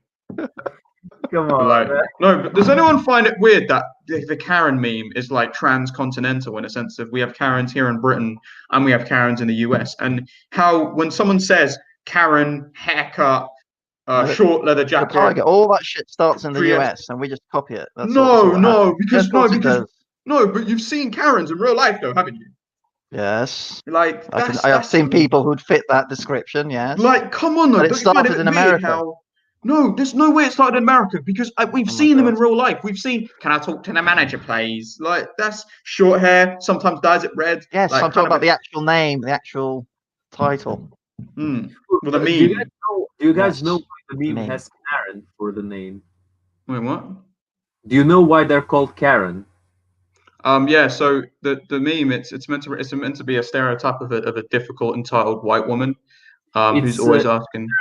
A middle-aged, difficult, entitled woman. Yeah. Yeah. So it's They've- because Karen was a popular name a specific amount of time ago. So many middle-aged women have the name Karen.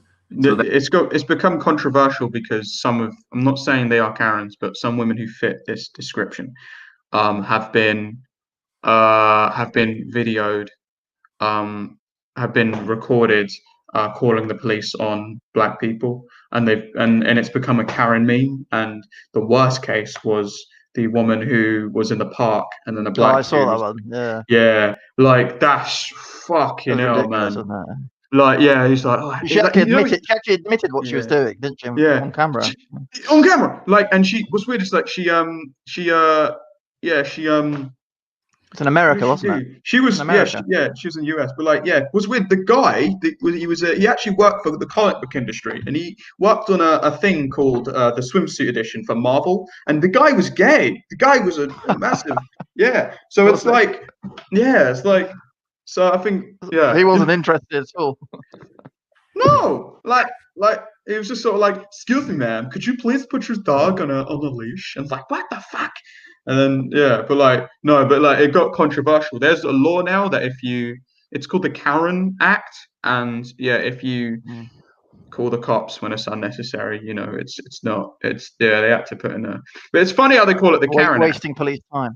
Yeah, they call it but because so many like one called the cops on a little girl selling water, and Ridiculous. I watched I'm not proud of this, right? I've been watching Karen porn, and Fuck. yeah, Save us the details, please, mate. it's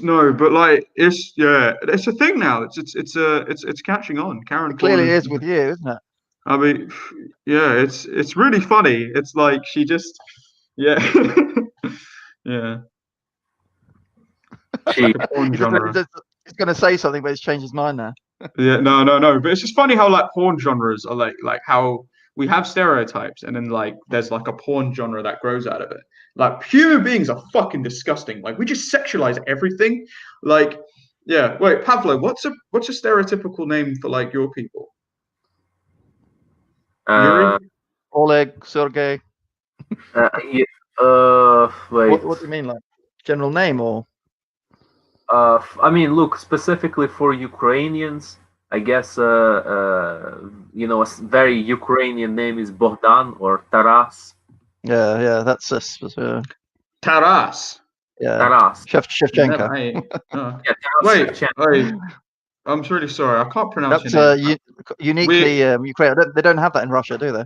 Wait, can you like change your name, because I can't pronounce that. I'm not from the east. My name's not changing. You can't make demands Come like on, that. blood. Change it to something Slavic. No. Are you Slavic? Are you like from Poland or some shit? It's not very I'm difficult. keeping a further accent. Bro, you can read that shit. I can't. What the fuck is that? That's not English. Dude, it's Anyway, German. Oh, sorry. I thought What's it was- typical Ukrainian names? Is that what you meant, Tiger? Yeah, no. What did you mean? I think like obviously like a stereotypical Ukrainian name would be like Yuri or Nikolai or like those. Yeah, but like they haven't manifested into memes yet. So, yeah, like the Jaden meme. But like the Jaden meme is a nickname for like good looking. My wife's name is Karen, and she's a complete bitch. Is she fit though? I mean, When's the divorce going through? All right, tell her. All right, send her my way when you're done with her, man. I wasn't. Oh, Honestly, the comeback. The comeback. just I'm not. Wait, the dude's called like Bowl. Yeah. Yeah, that wasn't a cow you milked. Yeah, that was part of the joke. Yeah. Sorry, I thought the joke it would sound a lot funnier in my head. AA, okay. Wait. What fucking hell? Weird. What the fuck is your name? Seriously, it's a ridiculous name. Just use a normal name. Call Dave. Call yourself Dave. It's not that difficult. Bro, what the fuck? Say it again, Pablo. Translate it. Okay, listen to me. Listen to me. All right. Wer war gewinnt? Wer wagt gewinnt? Wer wagt gewinnt. Wer wagt. Yeah. We're calling wer wagt. Or gewinnt, however you want. You could call him None. Cliffs of Dover or some shit, because his What? picture is the Cliffs of Dover. Bro, look at me. No, look at me, right? Look at how Tiger King, that comes off the center of supremacy, or Pavlinkovsky, that comes off the tongue. It's easy to remember. What the fuck? And then you got the Cliffs of Dover. Like, change your profile picture. Change it to something like memorable. Is he making videos on YouTube? Who Why gives does a it? shit? How am I Why supposed does to it call his name? Jesus. Alright, it doesn't matter, bro. I'm not He's calling so him Cliff. Just let him So let him I don't. call himself however he wants. Oh, that's cool, bro. Jesus. It's not too late to change your persona. Why are there so many Did I upset so him? I think I may foreigners have upset on him. the street? Yeah, foreigners out. Whee! Sure, like no.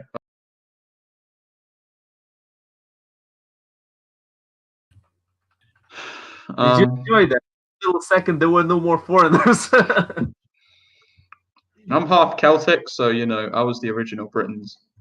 It was Britain. And you know what? Well, I was talking to this one Irish guy, right, and he was talking about like, oh, do you think Northern Ireland belongs to Ireland? And I said, you know, I'm kind of hoping we can just have like a peaceful thing, or if they want to be part of Ireland, that's fine. And then I was like, and he's like, no, man, we need to take it all back. And he's like, yeah, reconquistador, like, and then we're gonna take back the British Isles, like all of it. And then he's like, some like Irish, yeah. I see. But yeah, man, yeah. Yeah, this, I know. What was that? Sorry. Most of the Irish don't even live in Ireland. That's true. There's more Irish outside of Ireland than in Ireland. Yeah. Oh, you know about like there are like 3 countries in Europe that I just don't acknowledge and completely forget that they even existed, and those countries are Slovenia, Montenegro, and wait, what? Slovenia, not Slovenia. Slovenia, Montenegro, and Moldova. Like, I just don't acknowledge those countries. Oh, you don't want to go to Moldova, mate. So I wouldn't. Well, yeah, they sound. It's a bit of a- No, I mean the whole eastern part of Europe is just a Montenegro is one actually massive quite. Slovenia is very nice. That's quite well known. But Oh, Montenegro is quite up and coming. Any part of Europe east of Germany is just a no-go zone for me. Like, just no. Well, I'm not a racist. It's just you people. I mean, yeah. Just narrow-minded. No, look, I'm not a racist. Look, Pablo, I've known you for I'm just years. narrow-minded. If I was racist, would I talk to you? Like, Pablo, I have Eastern European friends. I'm not racist. actually, yeah. I'm not actually racist, but I intentionally say racist shit to Eastern Europeans as a joke, and I shouldn't, because I think people are going to think I'm some kind of racist.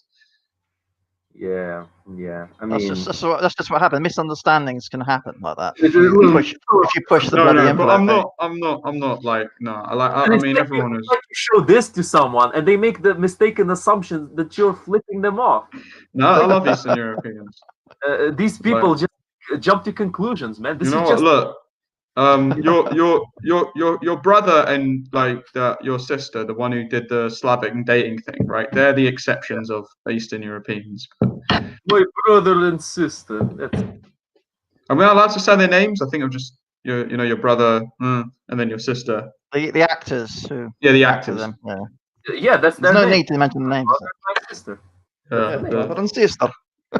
I could just The Eastern European Bro, Fellowship. was it you? Oh, he told me a story about a woman was sick of her husband drinking all the time, and she was like drinking vodka, and she's going, I can't stand this, you motherfucker! Stop drinking! Slapping the shit out of him, and then he goes like, but got the fucking drink. This is bullshit. So he gets a needle, like takes some vodka, and then injects the vodka into his veins. Just You see how this guy this is instant romanticism. I told him that there was a guy who wanted to hide from his wife because he was drinking. And thus he started injecting vodka, right? That's a much simpler, much more down-to-earth way of explaining it. This guy, oh, I'm to keep drinking, I'm going to...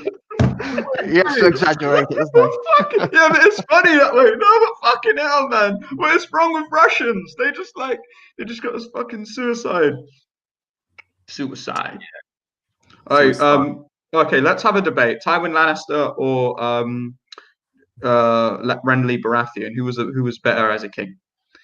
Dude, fuck Renly Baratheon. Fucking gay bastard. Who cares about Renly Baratheon? Jesus. Loras Tyrell. Let's move away from fiction and bring it to real life. Who do you think's a better leader, Putin or Biden? Who do you think? Well, Biden's. Well, one will touch you up, the other one will just poison you with sushi. So Putin is proper scary though. He is like, honestly, like he's a scary. Okay, so look, let me give a counter question. Who would you prefer to be locked in a cell with, a bear or with a bear or what? Or a zombie? Oh my god! Zombie, I can kill a zombie. You know, a fucking zombie. You can kill sweet zombies can't fight. Do you know what I mean? Zombies can't fight, and they're still human. What? Well, yeah, it can bite. You just need to like cover your hands like this, right? And then because they can't fight, so you got to like kick him, and you've got bad balance, and then you got to stomp on his fucking head until he's dead. Job done. The bear, you're dead. You lock in a cage. Bear, you're dead. Bears are not always aggressive, mate. Yes, they fucking are. Like, bro, would you go near a bear? Bro, no, you can't tame a bear. Like, it's not like a dog. You see a dog, like, oh, a dog. It'll be friendly. But... You know, zombies aren't always the same in media. But anyway, we're having a stupid. Oh, right, yeah, maybe it's a friendly zombie like that movie, Warm Blood. No, man, we completely digress. So I put out a question about politics, and you've gone on to zombies and bears. All right. Yeah. Wait, can you? Wait. I've got an idea. Do you like Peep Show? Do you like Peep Show? What? It's okay. Yeah. Oh, it's okay. Okay. Can you change your profile? Can you call yourself Mark? No, fuck off, man. I'm not changing my profile. You could be like Mark from Peep Show. Look, mate, stop. You sound like a woman now, mate. Seriously. Yeah. I just said I'm not going to change anything, so let's Tiger is trying to assert dominance. If you change your profile, yeah. Try that with your wife, mate. Okay, not with strangers. Which one? Tiger. Which one? Ooh. Yes, I have 5 wives, Sharia. 5 wives. Tiger needs to recover. You're always busy. Recover dominance after this one. Yeah. No, I mean, yeah, you guys know that was a joke. I never met Jimmy Savile. I never did. Really? No, man. I think he died in 2010. Yeah. But like, fucking hell, you said you saw him when you were a kid. Yeah, no. I mean, I didn't even know who he was, and then people. I know he's like, oh fuck, I remember now, bro. There's one bro who really liked Jimmy Savile. He's like 40 now. Yeah, he's like late 30s, and he like spoke about like, oh, you know, Jimmy Savile was really clever. I just knew him as a old dude, and then like he had a cigar a lot, but and then he's like, Jim will fix it, and then like all of a sudden all this shit comes out where he's been touching kids, and it's like, oh, and then it's like, oh, so good. Oh, speaking of which, let me show you guys. Hold on. Let me show you guys something interesting. Just a second. Sorry, no. I have a good. Which celebrity has the best tits? Oh my God, we're not going to talk. Are we about past the watershed, mate? Yeah, it's 9 o'clock. We can talk about anything we want. Until my mother pops up on the comment section, and then we have to change the subject immediately. Imagine she comes in your room, and, catches you. I don't live at my mum's house, bro. Oh right, okay. I thought that was your bedroom behind you. Like, I thought you were sitting in your bedroom. I am in my bedroom. Yeah. Okay, I thought it was like your parents' house. His name is Overdose. He doesn't live in his mom's house anyway. Okay, so let's talk about tits. So, what's the best pair of tits you've ever seen? Tell me stories. What the fuck are you talking about? You know I'm not a tits man. Oh right, yeah, you're an arse guy. You're like, I'm sorry. Am I allowed to talk about your man. sexual preferences, or is it? You are. Can you guys see? Okay, but guys- can we talk about how? Okay, yeah. Or it's Biden. This is a good one. This is a good one. Get this. How old are you, honey? I'm 11 years old. Talk to me before we leave, okay? Oh no!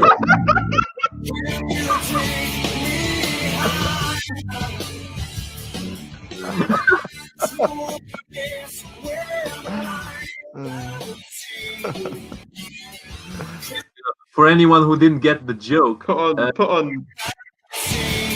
Kent's Steakhouse. It's like Chunky Ranch. This is like a sauce that looks like cum, and so it's like an allusion to Joe Biden being a pedo with the kid, of him trying to kind of missed the mark there. So what is it? Put on the one where he's like, if you can't vote between me and Trump, you're not black. That's the best. Makes a lot of sense. Makes all the sense in the world. By the way, Tiger, did you see the video that shows different dog food restaurants in China? Yeah, no, yeah, you showed me this like 3 times. Nice. And I'm trying to chill with the racism towards China. I don't want to get in trouble. Dude, it's not racist to say that people eat dogs in China. It's like a common thing. No, it starts off that way, and then I start going on a racist rant. Come on, man. Yeah, every lie starts with the truth. No, I mean, no, but like sometimes I can go a bit crazy, just like it starts off with like talking about China, and then all of a sudden I'm saying, all right, we need to plan an East Asian coalition, and we'll put the Japanese on the front line so they can get Nanking 2.0. And then I can't be making those jokes. Creepy joke. All right. Oh man, that is funny. If I was young, I'd date my daughter. And like, dude's like kissing his own daughter, like, oh yeah. And then Blanca, is it Blanca or Ivanka? I don't know his wife. Is it Blanca? Ivanka. Ivanka. And, No, he's like, his wife, yeah. and he's like the most awkward, like just like this mail order bride. He doesn't even give us some proper loving. Anyway, look, I'm not gonna defend Trump just because he said a stupid comment. I'll roast all of them, man. I'll roast all of them. I'm not some dude who just won't roast a world leader. That's good. That's good. But yeah, I mean, look, Sunday it's not Speaker's Corner. I guess the police is gonna leave Speaker's Corner itself under occupation again. Well, they're not allowing anybody. The police are going to be there as usual, as they have been in the past few weeks. Is it open? It's the park is open technically. Last week, people just went to Marble Arch and to the entrance of Hyde Park, so they were most of the time they weren't really in Speaker's Corner, but sometimes were for a while because there was a lot of them coming back, so the police just let them go. Hey, be honest, right? When lockdown started, did you have like apocalypse plans? Who? Did you have like a plan to survive the apocalypse? Like, did you think? Was I the only one who literally packed a whole bag full of food, and like 2 bottles of water? You and the rest of the other gullible people. No, not really. I was being careful, like, you know what I mean? No, I actually had a crowbar, and I was going to be my weapon / tool. Like, if you ever play any survival games, it's always a crowbar. Do you know what I mean? It's like, and then like, yeah, and like, I know Strawberson had an apocalypse bag, but I had a whole apocalypse bag. Yeah, no, I had more than a bag, mate. I spent about 2 weeks smuggling canned food under my bed. You baited me in with that question. Did I? Absolutely. Because I watch a guy called, or I did watch a guy called Styx Hexenhammer 666, and he was in the Netherlands at the time, but he's from the US, and he was basically saying, yes, this is going to hit, and there will be panic buying. And I still hold, do you know what? I still hold to what I said back then, which is that people's response to this virus is more dangerous than the virus itself. Yeah, definitely. That still holds true, even though it's changed. The thing is, I was actually ill when the lockdown began. I was like semi-ill, and I was like scared I might have it. So I was thinking, okay, I can recover. But I was more worried about order breaking down. So my plan was to get my bag, have my wind-up torch, and then I was going to cycle all the way to Cornwall, where there wouldn't be a high density of people. Cornwall? Because it was Cornwall, yeah. Why would you put your eggs in that basket, so to speak? I have a friend there. He lives out in the country. He Nice. he said Whereabouts he'd in shelter me. Cornwall?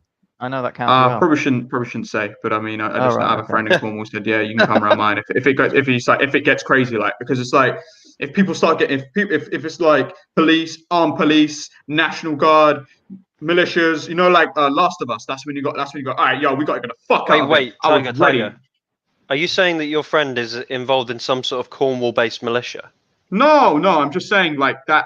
Less shit will probably go down there, and if I get there before the rest of the refugees come, then I can slip through and no, yeah. So the biggest, yeah. Look, it's a game of survival. It's a game of survival, and Tiger, no offense, mate, but only- you couldn't pass as a refugee. Yeah, no, but my couldn't white really voice, pass as a refugee. my white voice is A very second vivid to none. imagination, Tiger. Yeah, I mean, I'll give you that. no, like I was just gonna head west. Head west, keep going west. It was about, I think, 12 miles, and I calculated it. So I was thinking, like, okay, in the past I've cycled 6 miles in 1 hour. Am I the only one watching Tiger die? Okay, you okay, you're alive again. Your connection was dying there.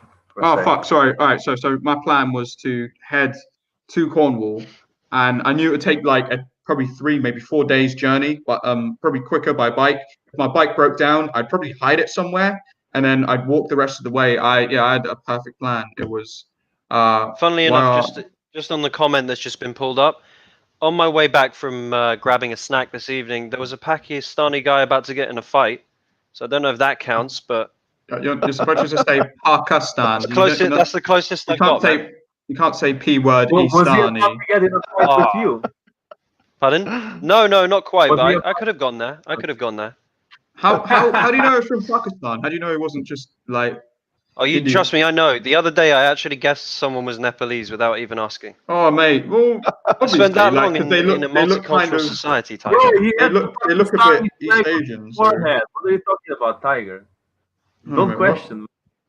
No, but like You can Pakistanis come in all different shapes and sizes. So There are 3 basic Pakistani groups: Pashtun, Punjabi, and Maharaji, and none of them sound Indian. None They of their fucking accents do. sound Hindi. Bro, they do. No, I saw this one guy. They really don't. I saw this. No, wait. I saw this one guy, and he's like. I thought he was a Sikh because he just sounded like very. I know. All right. I know Punjab is in Pakistan. All right. Yeah, I made a mistake. Punjab is in Pakistan, so I can't talk shit.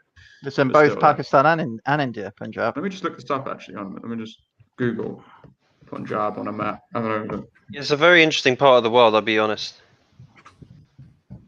It's weird how they're the most like racist people on earth, but the people they hate the most are the people who look most like them. That's true. I can't argue with that.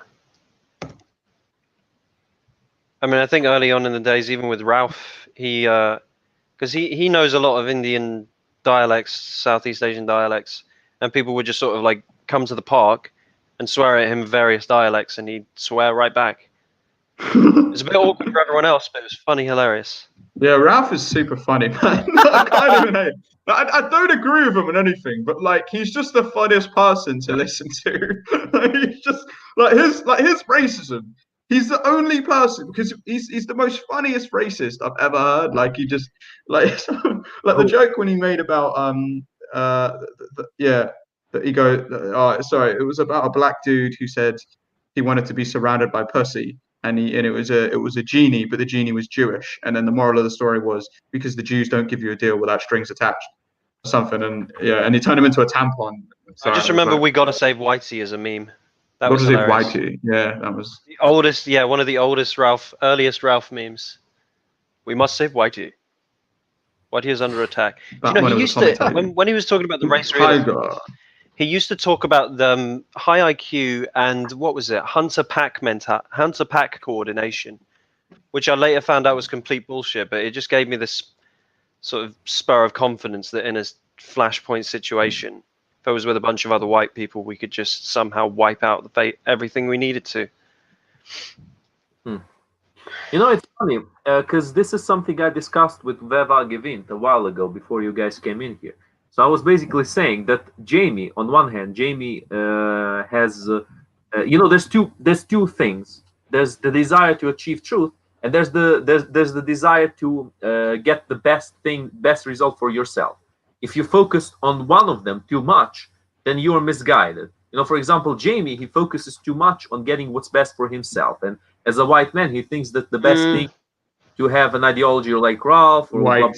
stuff like that, you know, about white nationalism, bullshit like that. But he doesn't realize that people might tell him that they are on his side when they're actually not on his side. So by not caring about the actual truth and caring only about the truth that's best for himself, he's being misguided. And No, Tiger, no. oh, let me finish. And Tiger, on the other hand, is the opposite, because he's not thinking about people getting what's best for themselves, and thus he's also misguided, because people will tell him that something is the truth, and he'll do it, even if himself is the one coming with the short stick in the situation. So both of those points of view, I disagree with. I must be misunderstanding you, because I could swear you got it backwards. Like, the thing about Jamie is every time, because me, him, and Ty have been talking in the Discord for ages, and he somehow, because I've been through university and observed sort of how leftist it is. and yes, that, and also how people sort of gather evidence scientifically. Jamie tends to manage to dig his way into people who have either pissed off the Academy or who have managed to stay in the Academy by the tips of their fingernails, like Jordan B. Peterson, and speak the truth. So I don't think he is genuinely. Basically, all Jamie really wants is to make films with white people in it, authentic to history. Dude, Jamie is and say Nebuchadnezzar.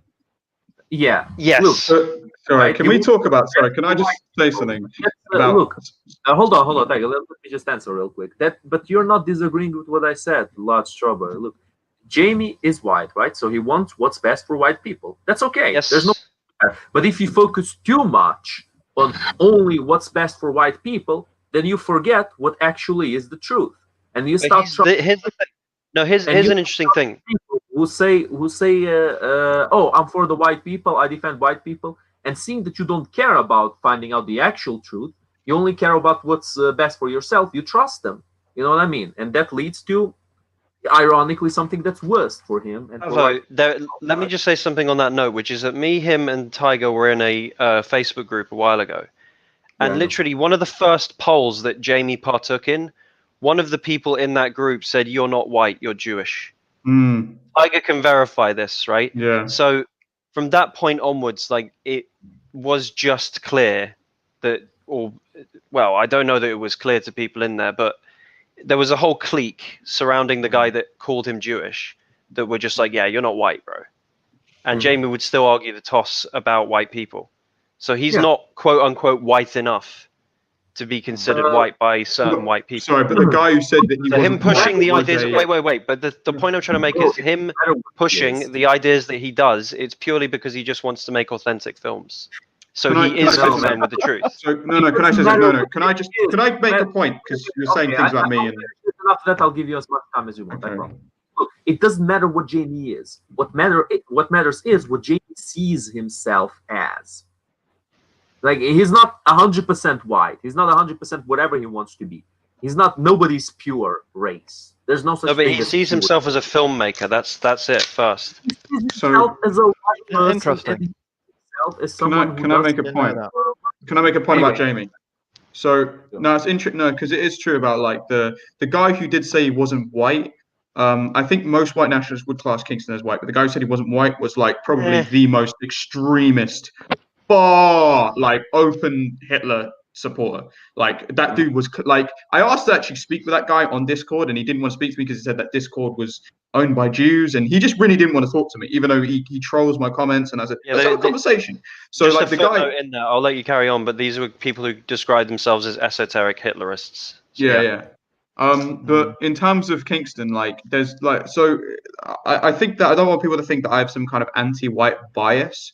Like, so there's this documentary there's this video it was on YouTube, and they spoke about white-only dating sites, and people were saying that shouldn't be a thing. And I thought to myself, no, that should be a thing. If white people want to go out looking for other white people, they have every right to do that. And I very much disagreed with that.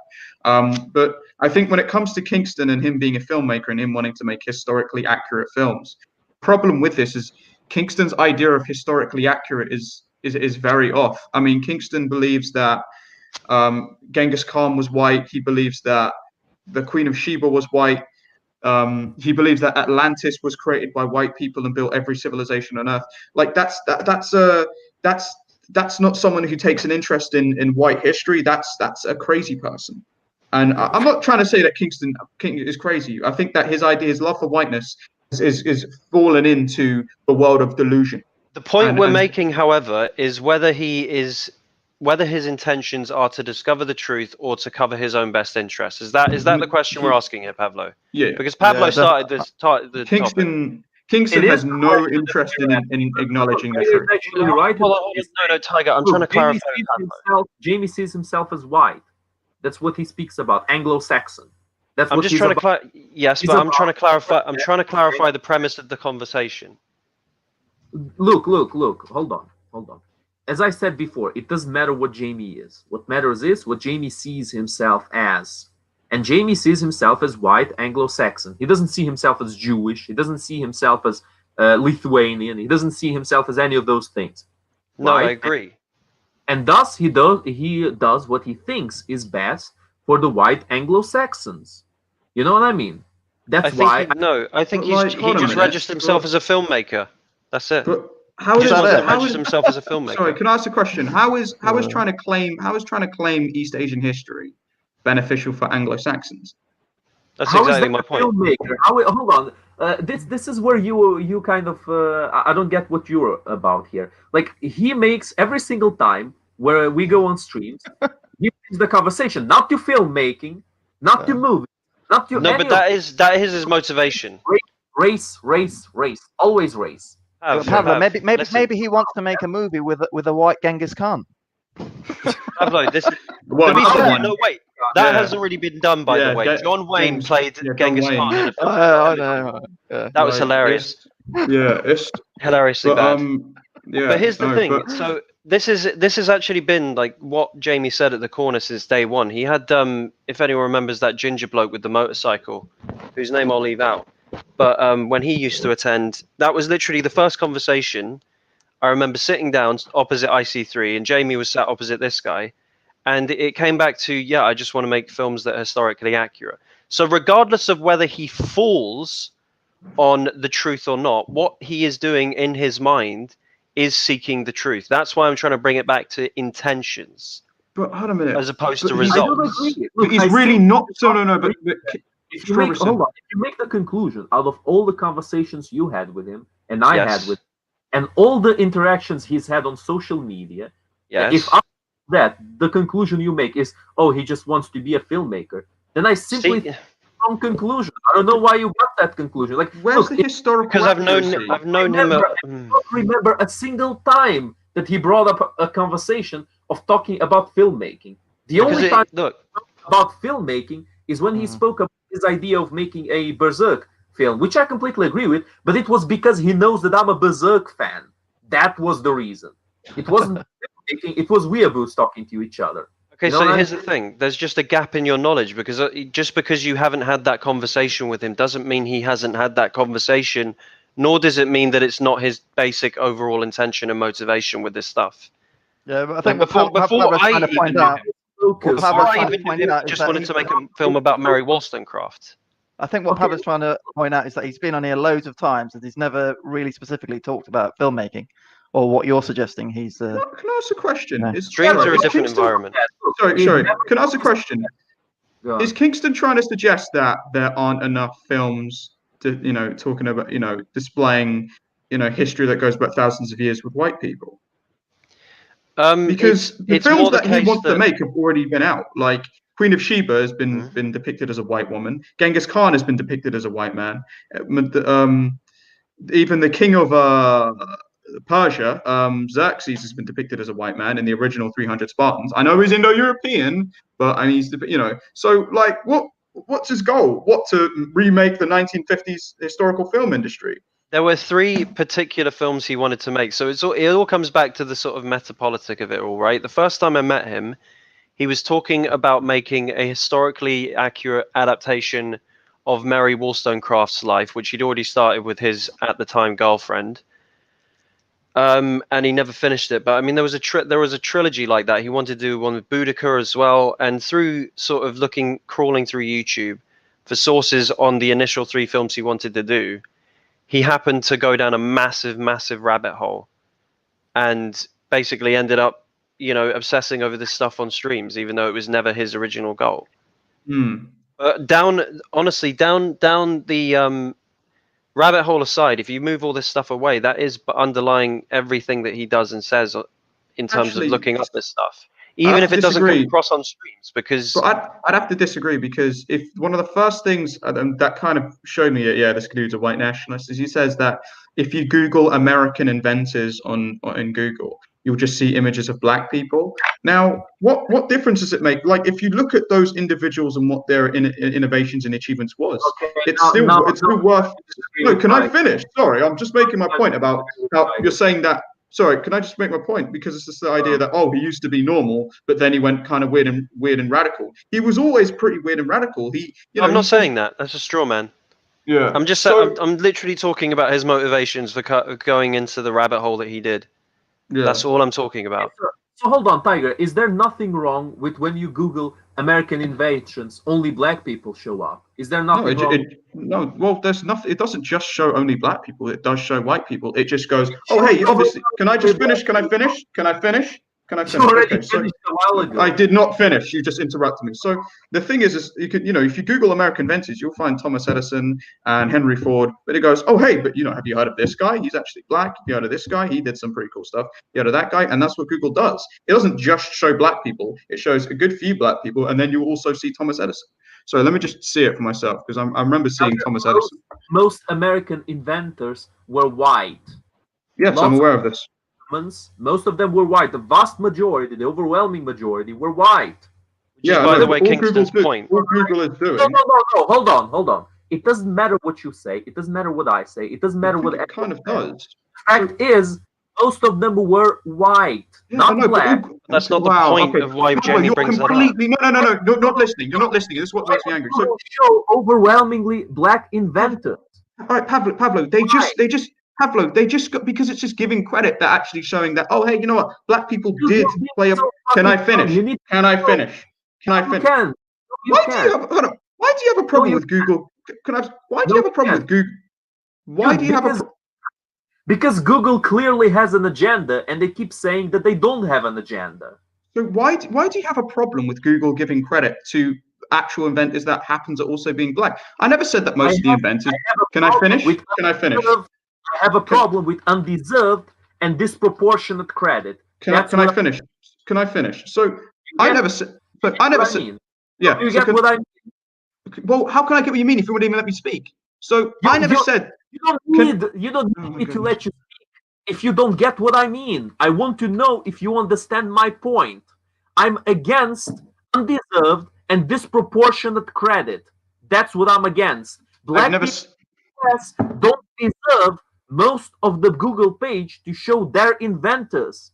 You get what I mean? Because most of them were white. It's like, look, it's like you having one inventor. Oh my goodness. Can I finish? But when you put Japanese inventors, all you get is pictures of that guy. That's fucking retarded, man. Okay. And you're defending it. Okay, so let me explain, because so I never said, right, that most of the inventors in America were black. What I mean. So can I finish? Can I finish? You're going to keep talking again. Okay. Tiger, you're immediately showing me that you do not understand my point. My point is not that there was no. How am I supposed to explain, Pablo? How am I supposed to explain my point if you keep interrupting me? Can I finish? So let me just finish my point. Right? Okay. So I never said that most of the American inventors were black. Nobody is saying that most of the American inventors are black. People know who Thomas Edison is. People know who Henry Ford is. What Google is doing is they're going, okay, yeah, a lot of white guys, but hey, have you heard of these black guys who also did some innovations? That's what Google is doing. Google is not trying to say that black people invented everything in America. They're just giving credit to people That we already know about. There's no agenda. It's about giving credit where credit is due. I thought the point. You The can point clearly is, see Ellie Whitney. He's white. You can see Nikola Tesla. They're still giving credit to white inventors. They're also I've going, not "Oh, hey, Googled this. have you What's the proportion? heard of these black inventors?" It's got nothing to do with giving credit where credit is not due. These people did make innovations, and they do deserve credit for it. They're not giving them special treatment. They're just going, "Hey, these guys haven't been recognized. Let's just put them at the front of the queue for a bit, so people actually know American history." Let me put you in the simplest way I America's a can. majority white country, mate, and when you put Google, and everybody will concede that the majority of inventors in America happen to be white. Yes, so when you Google, you'd expect a similar representation on Google. Not saying there shouldn't be any, black inventors so there or any Hispanic. Tiger, let me put this in the simplest way possible. Okay, they are overrepresented in a Google search for American inventors, but they are underrepresented in the population. Yeah. That is the simplest way of putting it. It's not about giving credit where credit's due, man. You're just shifting the frame of discussion. I'm not trying to say, right? So if you Googled it, I'm not, because no one's making this like what it is people are going, "Oh, hey, obviously the majority of them." So happy black woman. Okay. Type in happy white woman.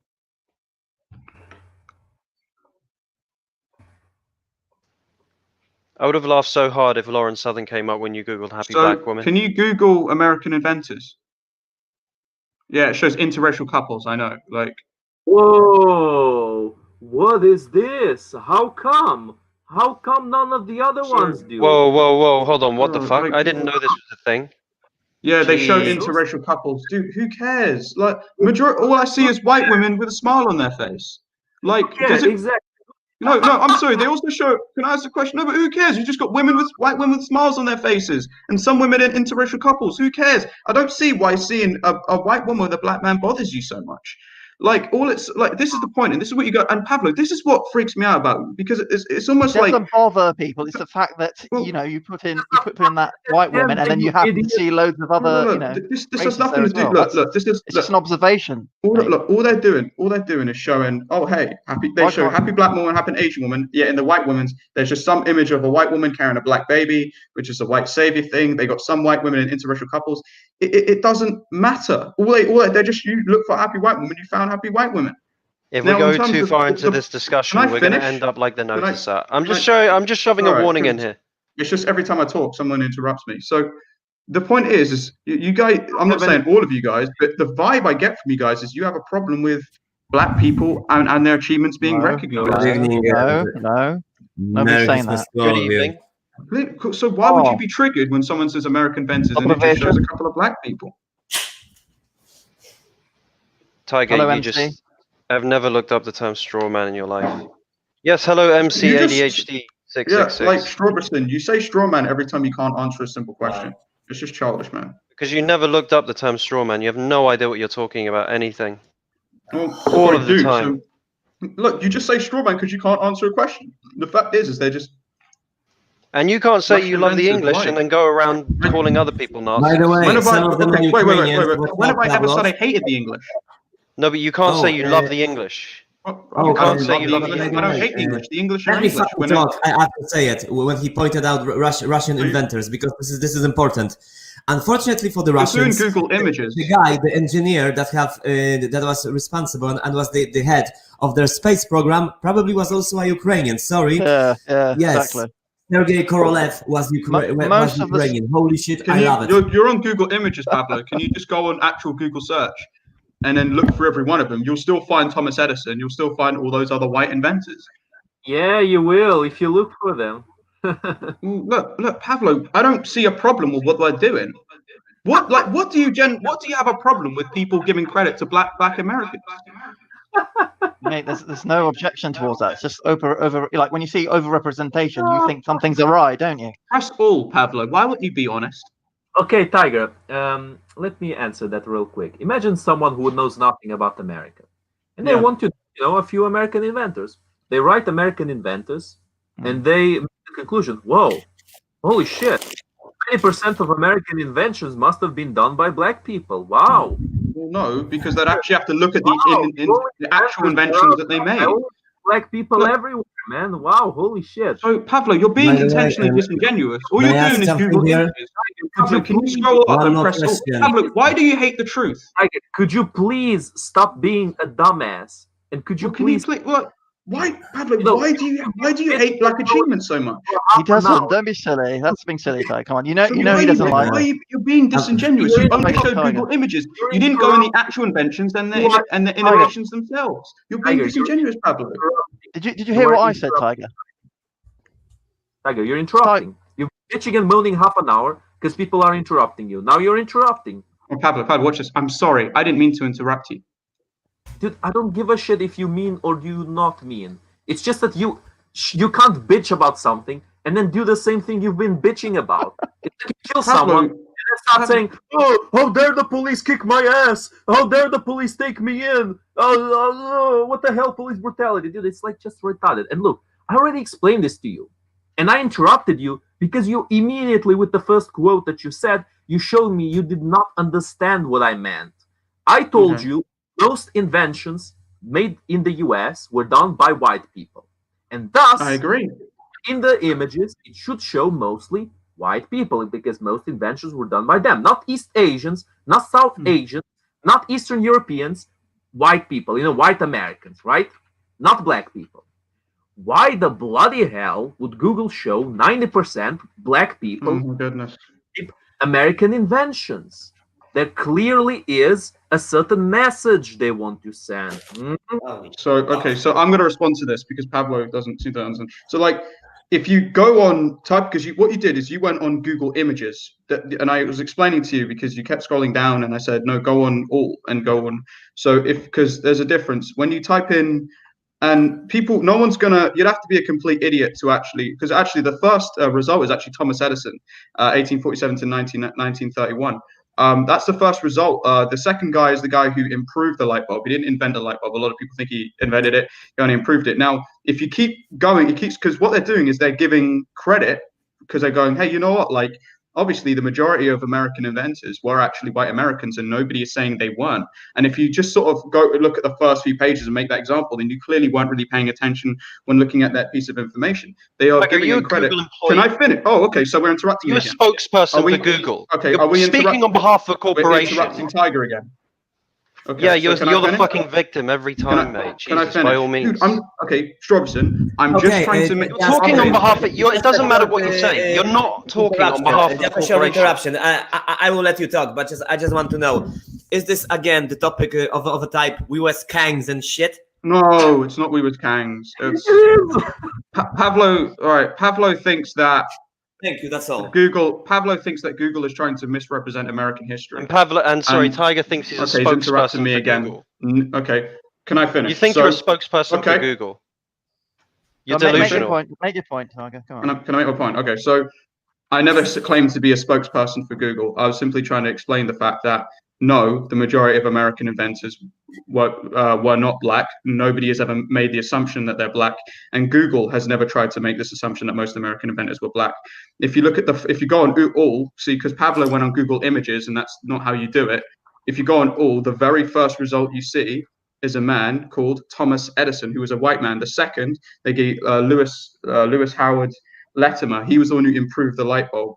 Now, they are just simply giving credit to African-American inventors because they don't want to be that, because a lot of the cases like African-American innovations and things we just don't know about Black American history has been completely swept under the carpet because of obviously, the majority of American history was kind of racist, and Google is just kind of trying to go, oh, hey, majority of them are white, but we'll just put a couple of brothers here in the first part just to kind of give credit. Now, I'm pretty sure if you go on Wikipedia, and by the way, you'd actually have to look up their intention, because don't just go, oh, some are black. Look at what they actually invented, like yeah.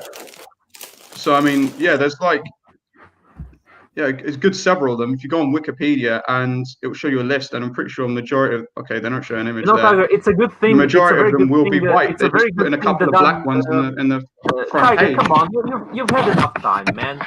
You're just babbling at this point. You're not even saying anything new. I got your point. Bullshit point. It makes no sense.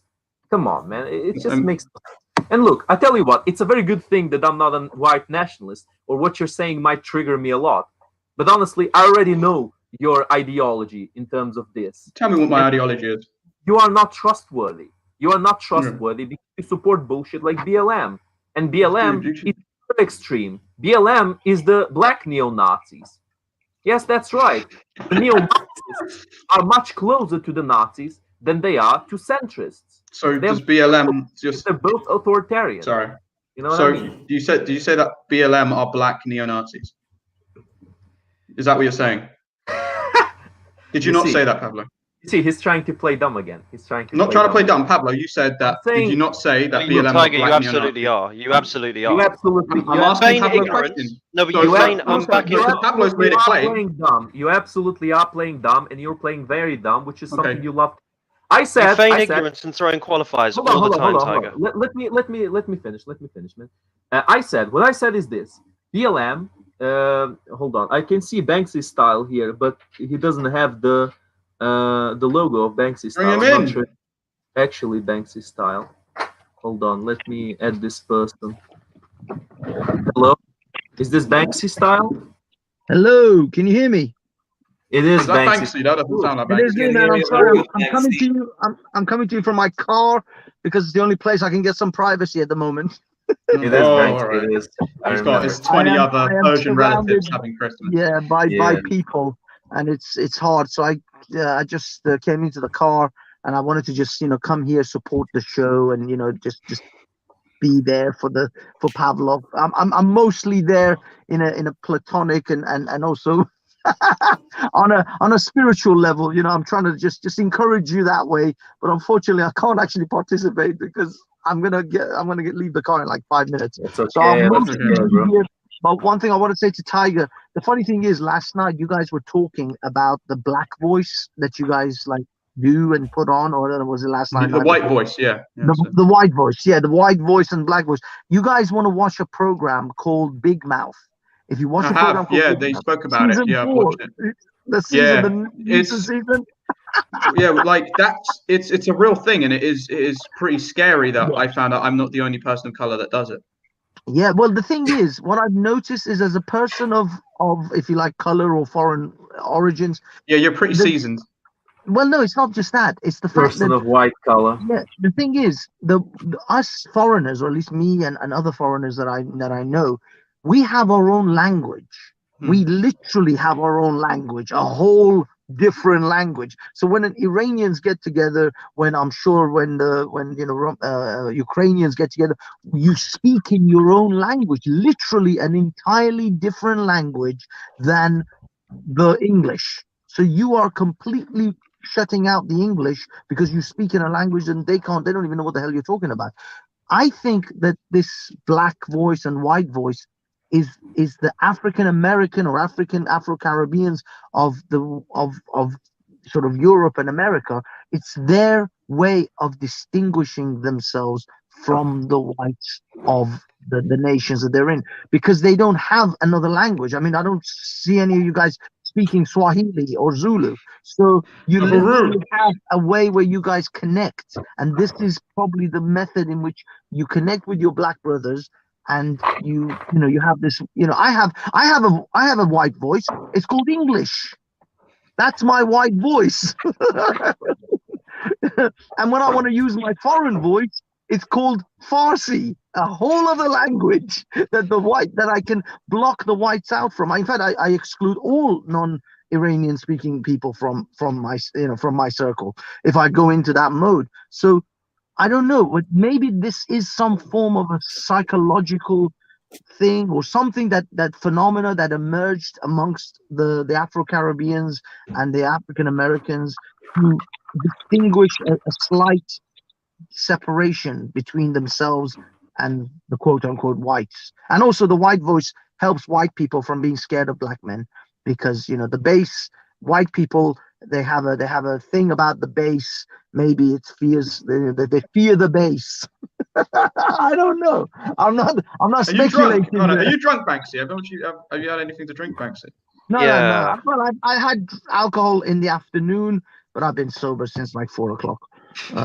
Anyway, look, I've been saying why Tiger is playing dumb in what he said, and this is what I think about what he said. Like, I told him that BLM BLM are basically the same as neo-Nazis. And then I explained that BLM are neo-Marxists, and they're far left, and the far left is much closer to the far right than center is to either of them, because they're both very authoritarian in their way of doing things. Now, obviously, Tiger completely ignored the second part of my explanation and kept it up to the single quote, "Oh, is BLM neo-Nazis?" which is obviously a ridiculous statement to make. But Well, it's the shoehorn. It's the shoehorn effect. he needs to make that statement because it makes the argument look ridiculous, even though he can't back that statement, because I clearly explained that I see similarities in terms of authoritarianism and mob justice between neo-Nazis and BLM.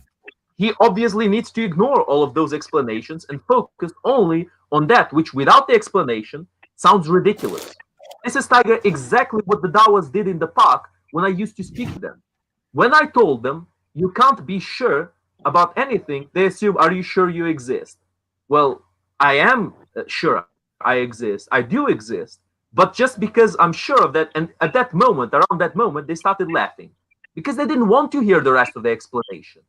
Because look, the thing is, you can't be sure about the things you are certain about. Look, you can be sure about lots of things. You can be certain about things. But just because you're certain of something doesn't make it true.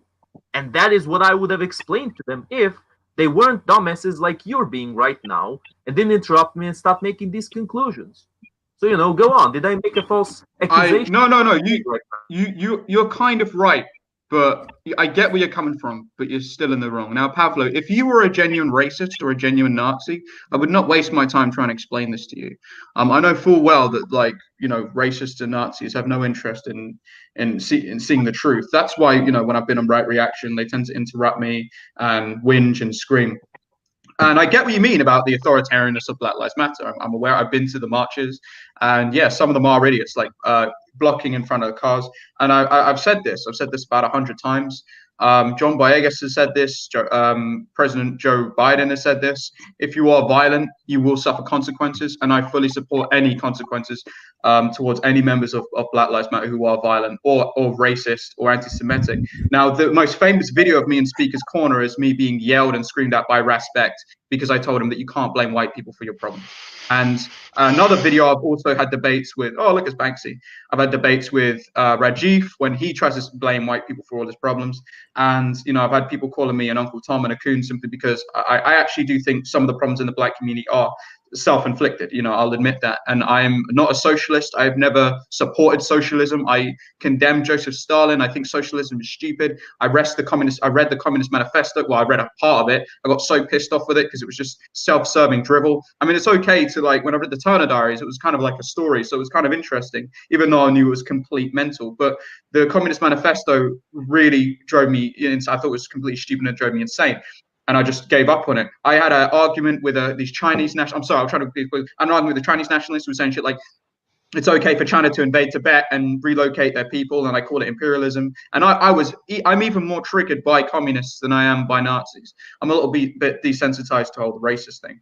But I will say this: as bad as the communists are, and the collectivists, and the idea of people having a delusional idea of what being black is, or how to fix the problems in the black community are, there is no way in heck you can compare a group of people like neo-Nazis who want to eradicate people that aren't of the same race and have an ethno-state to the Black Lives Matter people, and in fact have a large white following, because there are still. I won't disagree with you there.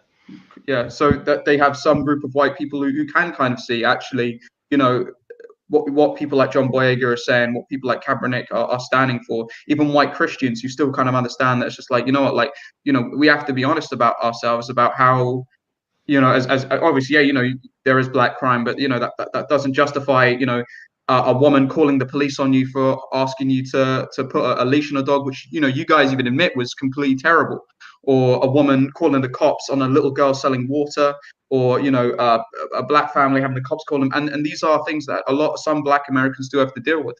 And this is the point when people say, you know, Black Lives Matter, because, you know, Black Lives Matter. And yeah. But mate, America's America, UK's UK. Very different places, very different situations. That's, you know, I don't know why you're Hold Can I on, that's respond my to that? biggest gripe Yeah. is that it is the slow Americanization of Yeah. Britain is what I despise. It's Me not too. that It's been happening I for years. don't think, you know, black people don't have genuine problems even in the United Kingdom. It's that they are now transplanting American problems and American historical issues in Britain, and not only in Yeah. Britain, in There is Germany apparently a and in BLM in Sweden. Japan, by the way. Yeah. Oh, When the by the fuck way, was let me tell you that, and I have noticed that most Americans that are spreading their cultural problems here are the leftist Americans, especially those from the Democratic Party and all associates with them. I see Republicans doing that. Yes, because frankly, we have BLM in Poland too. But what I mean When is we have there's 5,600 black people there, and still there's BLM in Poland.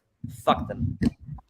Sorry, I just want to say something about so in terms of why I support Black Lives Matter in Britain is it's you've got an advert in Sainsbury's and then I brought it up, but that's definitely worth thinking about and taking, because the enemy is not white people. White people aren't the problem. Racism is the problem.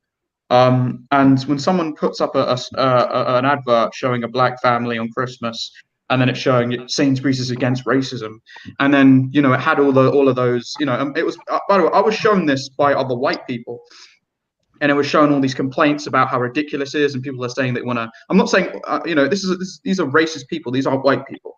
People saying that they want to boycott Sainsbury's, add Lawrence Fox, a guy who I actually agreed with in terms of how identity politics can get a bit toxic, and we shouldn't be trying to change history just to try and seem progressive. And even he was calling for the boycott of Sainsbury's, and I thought that was completely ridiculous. Okay. And Okay, Tiger, also, yeah. Sorry, can I just give you a little thing before you move too far from the Sainsbury's thing? It wasn't the fact that it was that they were showing a black family. There's been literally throughout my lifetime when I was growing up, I grew up on the Cosby Show. How much more of a black family you want to actually have in your face every day? I grew up on Eddie Murphy's film. By the way, Coming to America Part 2 is coming, and I'm stoked for that because I grew up on those things. I saw those images and black people and black families my whole life, but no one shoved it down my throat. This issue with Sainsbury's, and by the way, Tesco's did a Christmas advert of a Muslim family celebrating Christmas. This is just in your face bullshit pandering. This is the point, isn't it? This is taking the piss. This isn't just like just showing a look. black family. This is shoving it in your face in this pandering and in this what's it called? What was the term? Just their virtue signaling, woke culture bullshit. That's what I despise. I don't care. You show me a black family having a great time, amazing. Show me a Pakistani family or Indian family having a great time during Christmas. I don't give a shit. My blood pressure and my heart rate didn't move a fucking dime a second because of that. It moves, it pisses me off because these corporations are deliberately signaling little bitches. And they can fix my ass if they think I'm going to buy into that bullshit. All right, so Banksy, I mean, you're saying that there's a problem with showing a Muslim family celebrating Christmas. Do you think that there are no Muslim families that celebrate Christmas? No, Tiger, it's not the problem. No problem. Did you get the point? Problem. It's the virtue signaling, like as if I'm some idiot who's going to buy into, Tesco's showed a Muslim couple at Christmas. I'm off to Tesco's now. No, who cares? Who cares if they are virtue signaling? Who cares? It's you call them out on that bullshit. I'm saying call them out on that bullshit when they try to pander to your to the woke culture and to the woke side. Like fuck you. I know what you're doing. You're pandering to me. You're a multi-billion-dollar corporation who thinks that if you show me a black couple, somehow I'm going to go hold on. Chop at your Why does it? I'm sorry. Wait. With regard to the, can I ask about the whole pandering? You shouldn't be triggered by pandering. It's just pandering. Because there's this movie called Old Guard, right? And it was trying so hard to push like this. So I'm sorry, Robertson. They're trying so hard to push this military unit, and all of them were women. And it's like it's a bit of far-fetched. I'm sure there's some women in the army. And then the thing where there's two crusaders, one's a Muslim, one's a Christian, and they're a gay couple, and they're like really in love. And they talk about how much they love each other. You're talking about the Charlize Theron film, which is basically John Wick with a vagina. Yeah. I mean, with the mortal people. But like, obviously, I knew they were trying to push, but it doesn't bother me. I wouldn't actually. I don't. The thing is, obviously, they're trying to push something, but it shouldn't bother you to the point where you're actually making complaints about it. And when someone does, it can kind of come off as you're just trying to attack people that are just different. And sorry, I just want to make, because about the whole kind of people's public perceptions, is there was this one movie with Eddie Murphy. It was called Boomerang, and someone made, and this it wasn't that controversial. Yeah, you loved it. Yeah, but some guy made a comment, and he says that he found the film a bit strange because there were no white leads in it. And Eddie Murphy made a comment. He says, "Well, Boys in the Hood had no white leads in it. Why are you saying that's not strange?" And it's this perception that when you have an all-black movie, you can have they could be gangsters, they could be fucking drug dealers, or not very nice people. But this idea of having a successful, intelligent black man who works in the office and having an all-black cast is apparently unthinkable. And it's a bit ridiculous. And it actually, it reminds me, and I'm really disturbed because look, I'm gonna keep pestering Pablo until he wakes up to some of the dumb things he's saying when he says that black culture was about rap music. And I was like, what the fuck? What the heck are you talking about, Pablo? And I wouldn't waste my time with some racist, but Pablo isn't a racist, so look, I have to say. Tiger, I will say. Tiger, there is no united black culture. That's my point.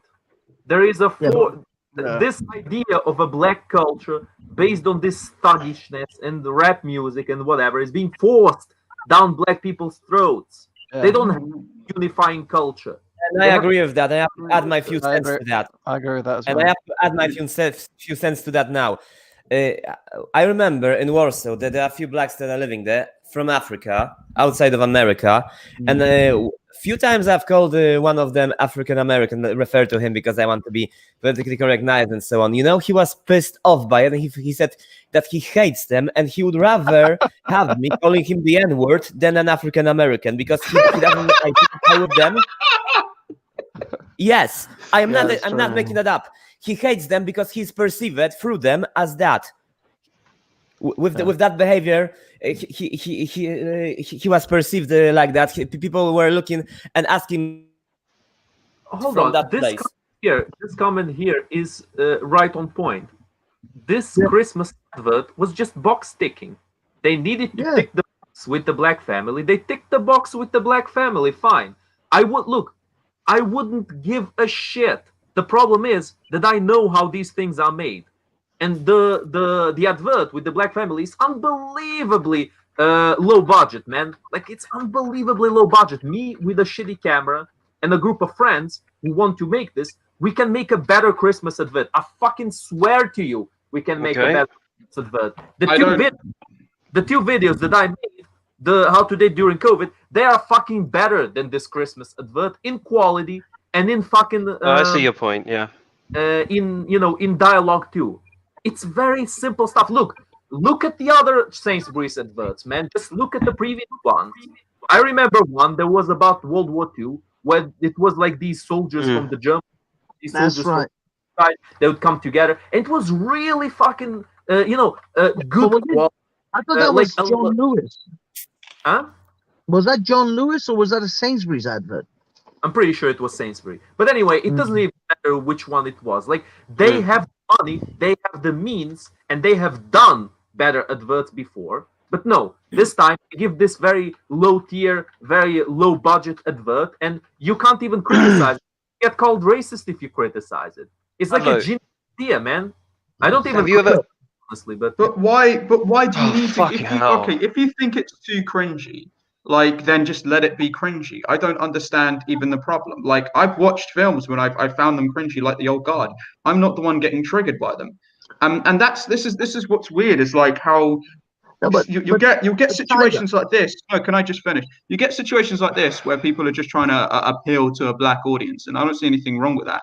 And people get cringe out and start making complaints. But then you'll get situations like when Meghan Markle's blatantly being targeted by the media, and people are like, "Oh no, it's not happening." So there's clearly a selective bias about when we actually get pissed off by something, isn't there? No, dude. The problem is, hold on. I just don't think. American. Just a moment. She's American. Take that in your mind. I'm sorry to tell that to all of you, but you Brits have a slight anti-American sentiment, and I mean, a young entering the royal family is a little bit triggering thing. I'm sure about it. That it is a little bit of a triggering thing to people there. Yeah, I mean, look. As far as Meghan Merkel is concerned, I think a lot of people have forgotten the kind of shit. What's her name? Fergie, the wife of Andrew, used to get in the press. What's it? I forgot her first name. Shit, I forgot her first name. But anyway, Sarah Ferguson, by any chance? Sarah Ferguson used to get a ton of shit. Do you know they created a puppet from what do you call it, in Spitting Image, and it wasn't even close to favorable compared to Meghan Merkel. If you see the new Spitting Image with Meghan Merkel in it, it is nothing compared to the fucking body shots they used to take at Sarah Ferguson in that show. If you watch the new sanitized black, what I call the woke Spitting Image, it is a shadow of his former self. It used to take fucking heavy body shots to everyone of all races and all colors. Now, every person of color in that show is portrayed perfectly nice, hardly any, even tiny bit of a fucking joke. And right, heroic as well, yeah. And yet all the the white politicians, Donald Trump, Bernie Sanders, Does Joe Biden get shit? Does Joe Biden get made fun of? Well, Joe Biden, yes, because he was kind of a dithery old man, and this was about going up towards the election. So he did get a little bit of that. But generally, if you look at, there's a scene, there are several scenes actually, where Prince Harry and Meghan Merkel have moved into this new house, and their neighbor is, I think, a basketball player. I forgot, some famous basketball player that's pretty big now. And not a single dig at either one of them. Although overall they were taking the piss out of them, the fact that they're in. But it was always Harry. It's always Harry who's the butt of most of the jokes. It's never Merkel, because they just don't dare. Markle. They don't even dare to come near Meghan. But that's because of previous attacks on her. Merkel is in Germany. So, no. But that's because I get mixed up. But the thing is you got someone like Kate Middleton who can literally get her tits out, and no one gave her any shit for it. They just went, "Holy shit, dude! Kate Middleton got her tits out." And then you got literal the same people. You got Meghan, you got Kate Middleton touching her bum, but they're saying nice things. You got Meghan Markle touching her bump, and they're saying nasty things. And it's several different newspapers showing a clear bias. And it's just like, bro, are we just supposed to not see this? We've got something called the gutter press here in the UK. Okay, so and any bad history that a family has. Equally. Yes, but look at Meghan Markle's family, for example. Look at her father. Her father and mother, they're separated, aren't they? Her father said shit about her as well, didn't he, in the press? And of course the press has gone on. Tiger, there's so many. Tiger, what does it have to do? You want to know what does it have to do? No. But Prince Andrew. Just a moment. I will speak. It is the thing. The royal family is the symbol of Britain, the elite family. In other words, this is the thing. And she's American. And now there is this American coming, and to that, almost a bimbo, almost like a harlot, kind of a nasty rag of a girl. She's not a cultured, classy girl. Like. Oh, sorry, what's not cultural? What's wrong with her exactly? Tiger, you got to listen here. You got to shut up.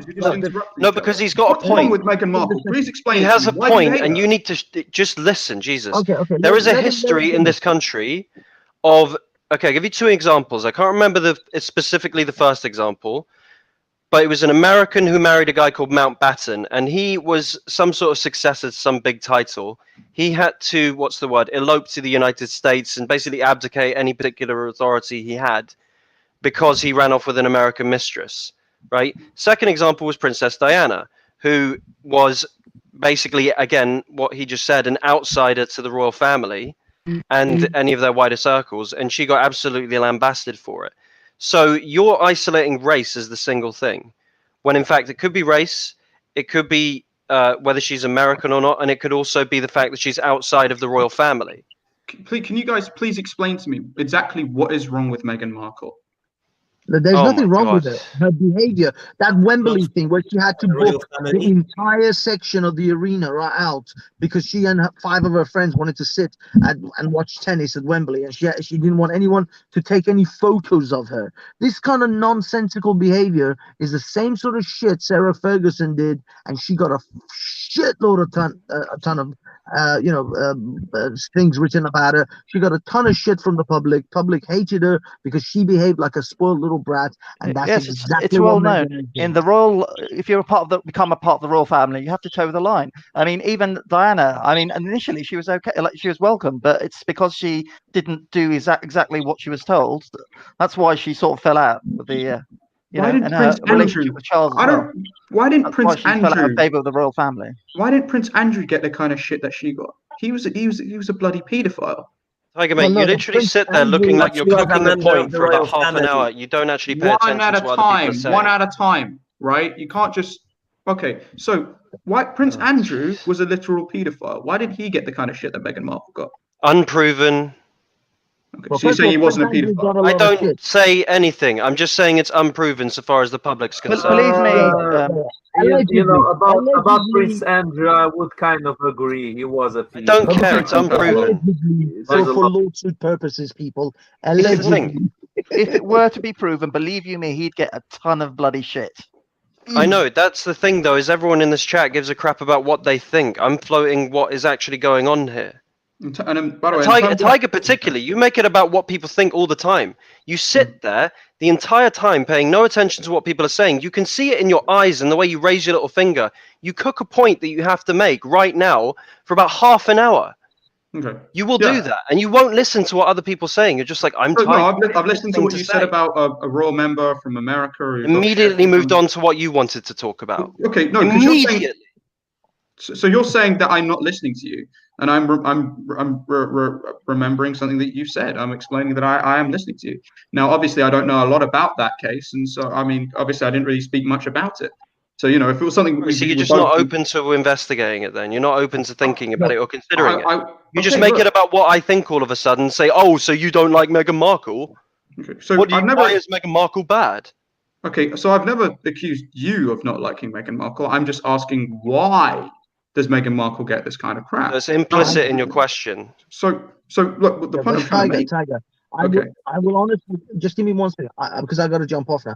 I will honestly tell you, go and look up some of the headlines they wrote about Sarah Ferguson and Yeah, I will. see the kind of dig they had a go at her. They literally they made her look like a monster. I mean, don't get me wrong, she wasn't exactly the most great looking chick on the on the planet either. But they had pictures of her in bikinis, god awful images, and Unflattering images. they tore her apart back in the 90s. You guys, unfortunately, are a bit young, so you may not have actually, recorded or actually, saw those things. But they did 1,000 times worse to Sarah Ferguson than they ever did to Meghan. And Meghan brought this shit on herself. People loved her. People were really stoked to have an American actress of color in the royal family. All these woke people were fucking losing their shit over it. But she started to behave a bit too spoiled and a bit too much of a stick up her own ass. And people in Britain, especially in Britain, hate that shit. They hate that shit. I think to be fair, the fact that she was American, like a lot of people weren't too happy about that right from the outset. To be honest, obviously other people might have been like happy with it, but Okay. I think there was the initial. I don't want to talk about movies Sorry, today guys, too much. I gotta but go. actually I want- Merry Okay, Christmas. see you later, Banky. movie, Goodbye, Banksy. do anybody remember the movie King Ralph? Do anybody remember that movie? No. Wrecking Ralph. With John Goodman. It's about an American that have joined the royal family because they have searched for his genealogical. How to say it in English? Oh my fucking God. Genealogic. Yes, thank you. Genealogical line. I mean, the entire royal family basically died in some kind of an accident, and he was the only living member that have any genetical family connections with them here. They brought him here, and basically his behavior was something like a male version of Meghan Markle, to be honest. in that royal family. Watch that movie and you understand what I'm talking about. Sorry, just to bring up Meghan Markle. Have you guys seen when you've got the Daily Mail talking about Kate Middleton, her touching her bum, and then you got Meghan Markle and her touching her bum? Jesus. And no, but there are several news articles because please Daily look at them Mail. because I didn't think they gave a shit. And then I just watched this and I was like, hold on a minute, like what, like, and how is it that they're giving there's two different treatments when two people are doing the same thing? Just a moment. You are taking Daily Mail seriously. Oh, there are okay. So should I post the article again? Because I mean, the Daily Mail. I mean, I don't know who is taking that shit seriously there, because it's such a load of bullshit. When I have read it a few pages a few times, I mean, do you know what they are writing about? Yeah, I know, but I'm trying because it wasn't just the Daily Mail. It was the comparison of the way the news reported it when it came to the two princesses. Anybody that takes Daily Mail seriously really needs this newspaper, whatever it is, needs to be used as toilet paper only. Maybe. Yeah. But I just want to. There's something I want to crawl back to about the whole BLM thing, and I'm literally going to sign off after I get this done. So I'm just going to dump this in the private. This is a link to what I discovered before BLM even became a thing about 6 to 7 years ago. It's called the Movement for Black Lives. Now, I made the mistake of thinking that the Movement for Black Lives became Black Lives Matter. It turns out, after a bit of Googling, Black Lives Matter is part of Movement for Black Lives, which is a broader thing. Now, on BLM's website, you can't actually find out what their agenda is, and it's not so obvious on the Movement for Black Lives anymore. But if you look at some of the resources, right, the stuff they're asking for, okay, the war on drugs ends that, fair enough. Death penalty, less fair enough to my perspective, but a decent thing nowadays. Black migrants, jails, this is where it gets interesting though, is end to all jails, prisons, and immigrant detention, ending the surveillance, no, actually, hold on, let's skip to demilitarization of law enforcement. What they're basically asking for when you combine all of these little things together is they want a parallel society.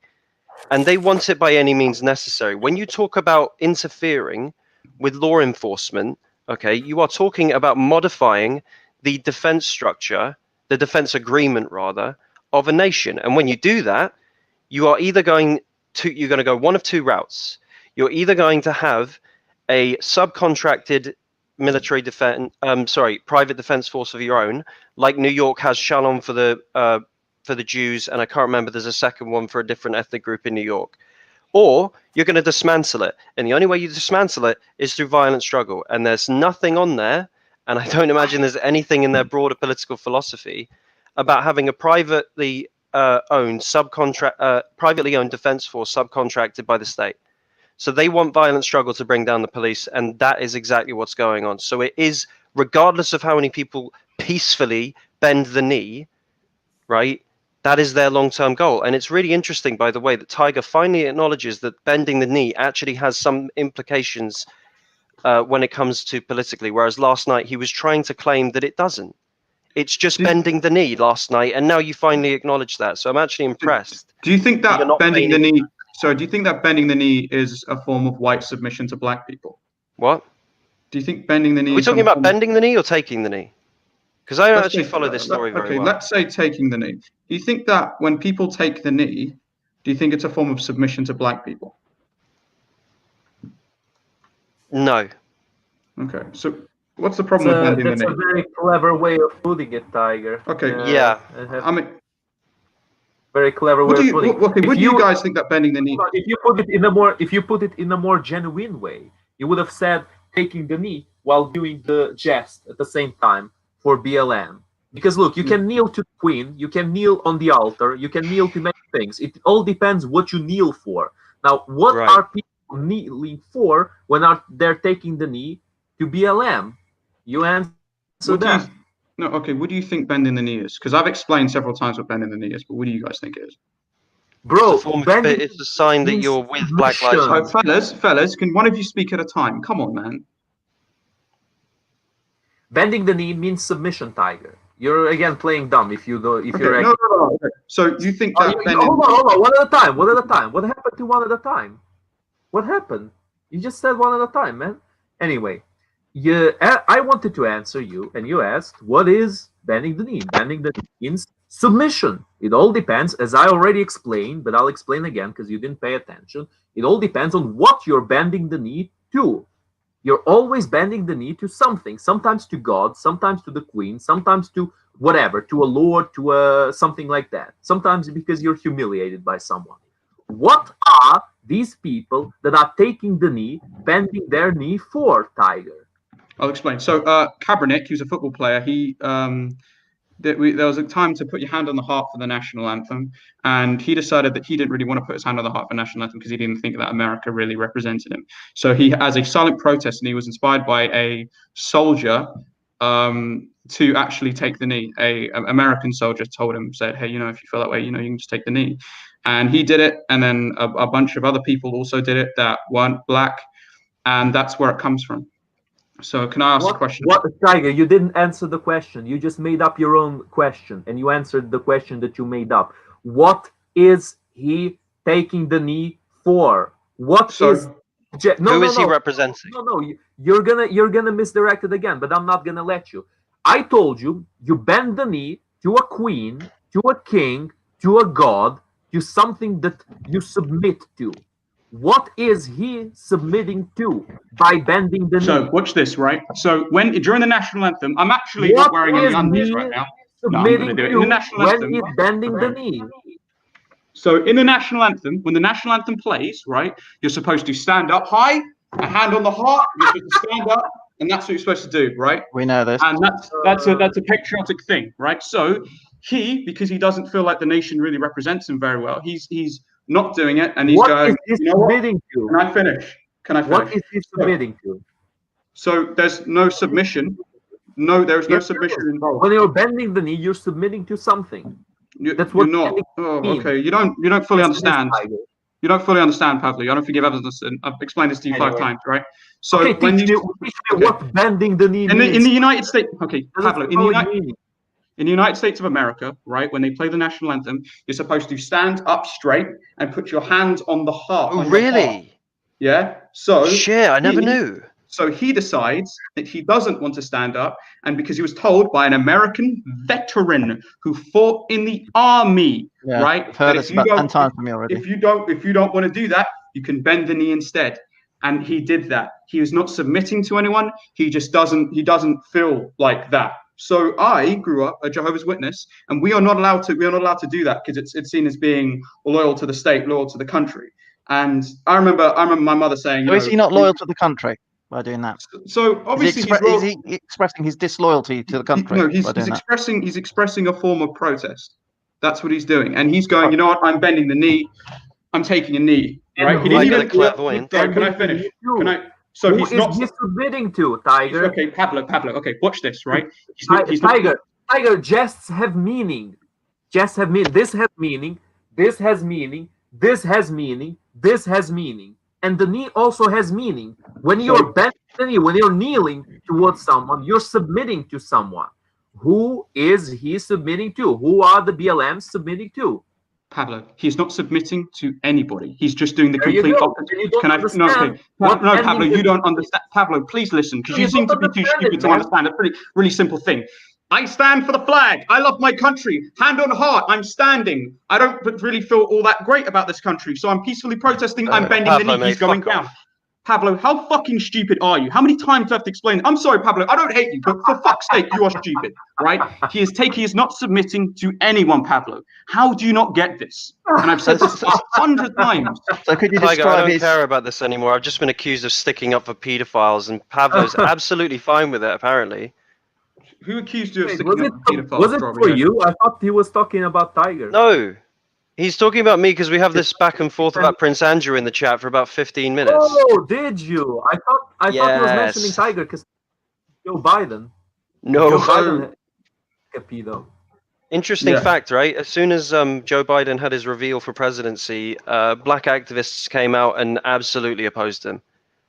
They completely turned on him and said, "We want something for our vote, and he's going to do exactly what the fuck we tell him to." Yeah. Hold on, Tiger. I think we're going a pretty stupid way. Like, you do remember in Game of Thrones when Daenerys was asking people to Yeah. bend the knee, and she burned people if they didn't bend the knee. You know This is what I not mean? So Even this in isn't Game of Game of Thrones, Thrones. This is it this is real always life. yes, this is real life, and in real life, bending the knee has the same meaning as it does in Game of Thrones. It's a sign Mhm. of submission. Pablo, you think that? Do you think that? So Pablo, just so we're not on the. So do you think that people bending the knee is a form of submission? Is that what you think this means? People who bend the knee towards something, that's a form of submission. Yes. So I'm telling you now. It doesn't matter because you probably won't listen. There's no submission involved. It's just somebody who just doesn't want to stand for the flag because they don't feel the flag Tiger, have you ever bent the represents them knee? anymore. No, I actually Have haven't. you ever been advised on bending the knee and what it means? Yeah. Because every day that I talk to you, mate, I start getting the impression that you're actually working for this organization. It's fucking amazing the spin you I put don't on. think he does. I So don't think he is. I'm not working for any organization. I simply believe that you can protest for something and you can say, "Hey, I don't like this," Right, or but you can not. you've been trained in spin, right? Like you've been trained in something wait, because you no, are a fucking Robert, psychological so- warrior, hold on, mate. hold on. Okay, Guys, so guys, Robertson, this guys, is the guys, same wait, shit where you started wait, accusing wait, me of being an give me a undercover second. police officer. Give me a I'm not second. undercover.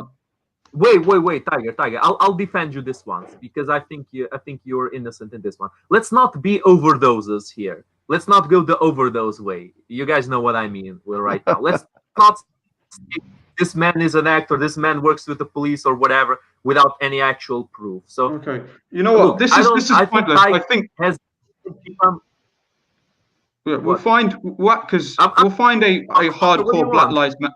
Yeah, sorry. We'll find out. I'll find a hardcore Black Lives Matter supporter, and I'll get him to explain it to you.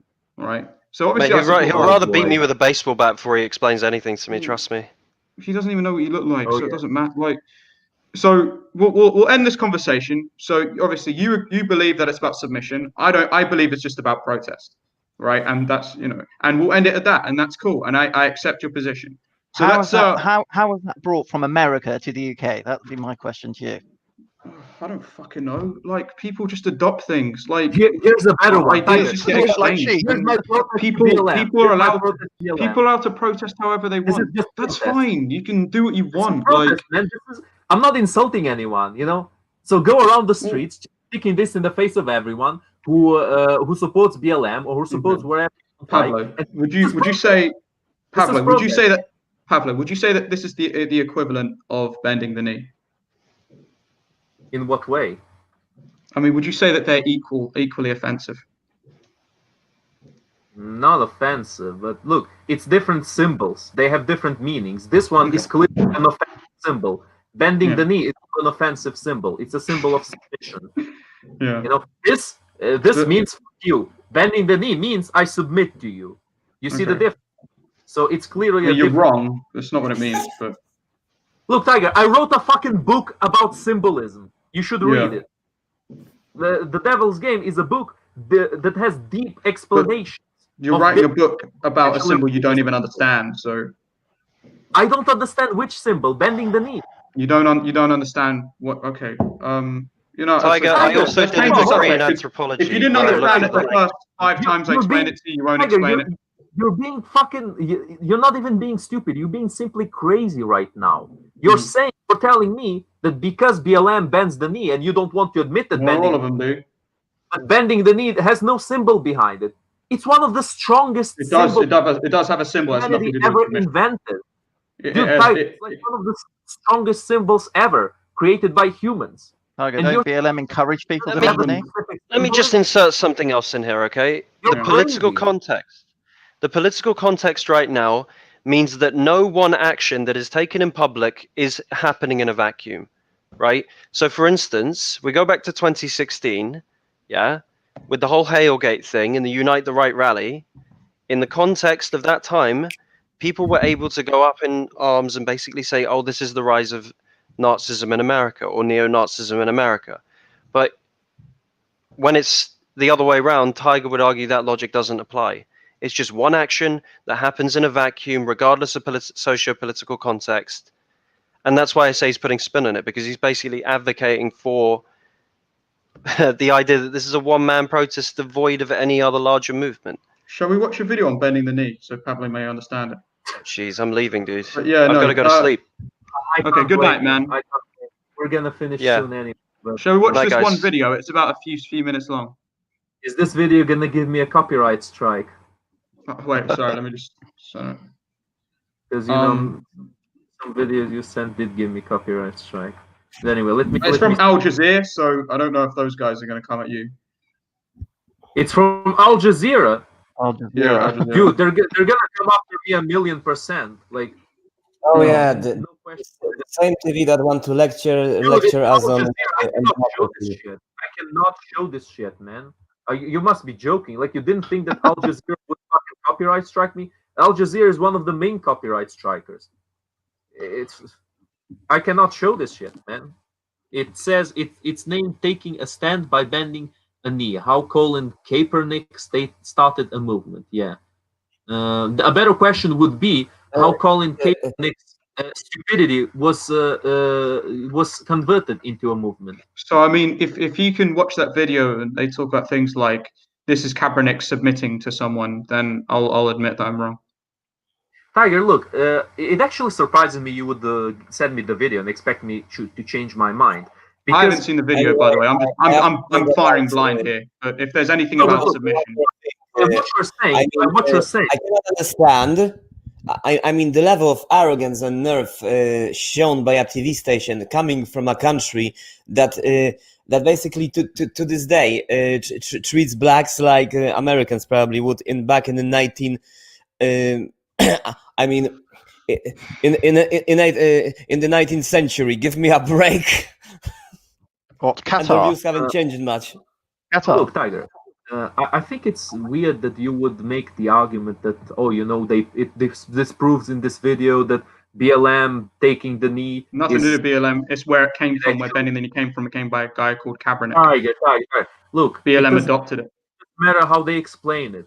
The symbolism remains. If I do So you this, don't.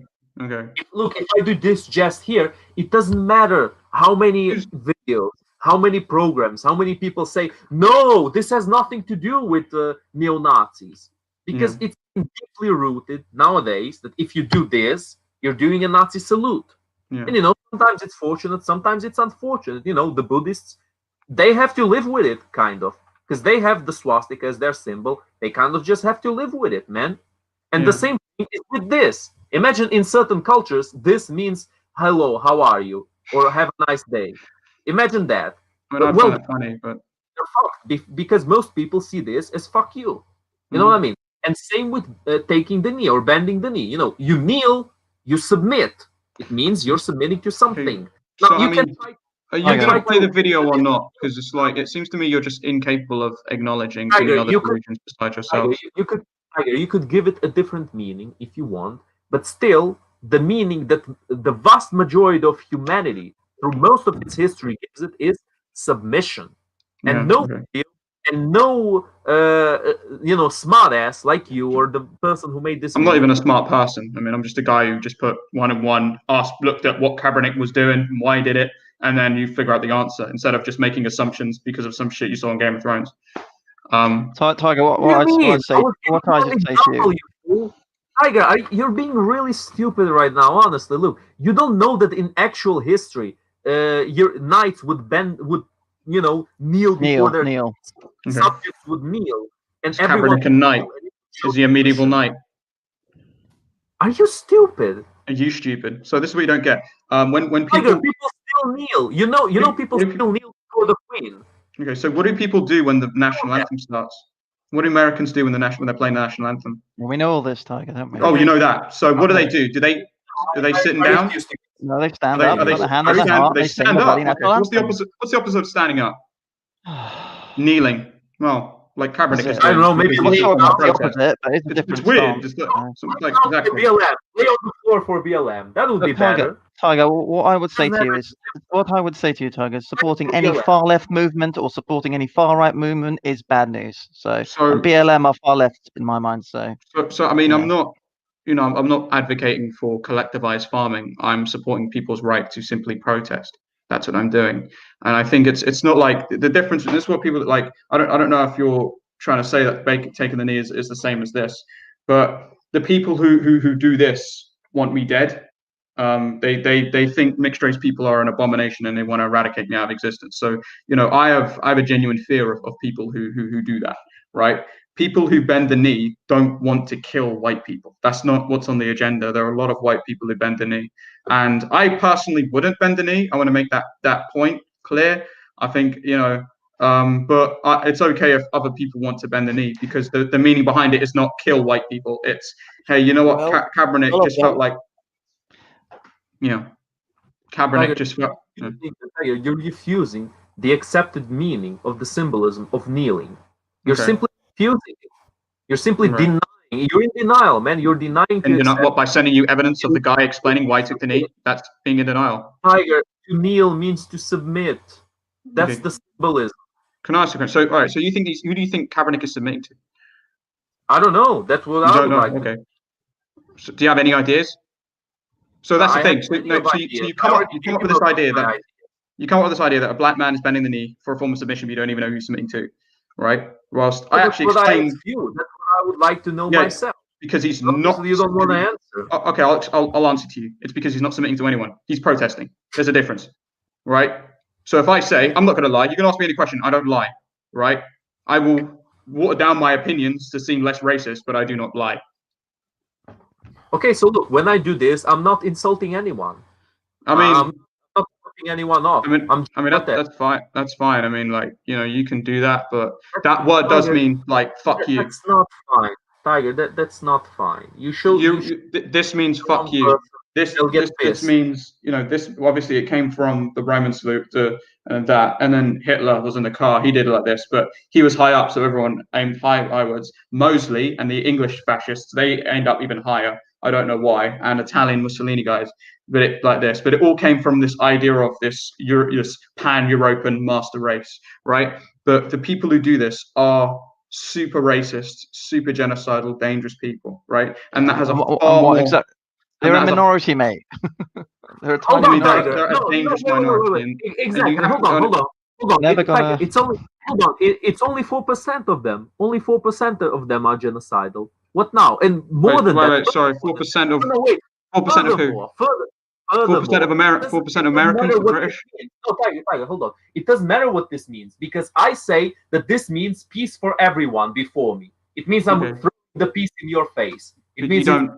So I know what that word means, and Tiger, you know where this is going. Why are you still in denial? Where's it going, Pablo? The accepted meaning of this is Heil Hitler. That's the Okay, accepted meaning by everybody. Yeah. So why do you accept that meaning, but you deny the meaning of kneeling? Not denying the meaning of leaning. I've explained. You are denying. It's I've explained the very meaning of leaning. That's It's the opposite. meaning. It's the opposite of It's standing. not Okay, the actual meaning of kneeling. because it's the opposite of standing up, Pablo. How do you not get this? I've explained this to you. This is what they It's do not the in America when the national anthem plays. Oh, You stand yeah. up, hand on the heart. The opposite of that, you take a knee. That's why he did what he did. How do you not get this? I've explained this to you 100 times. Are you really this stupid?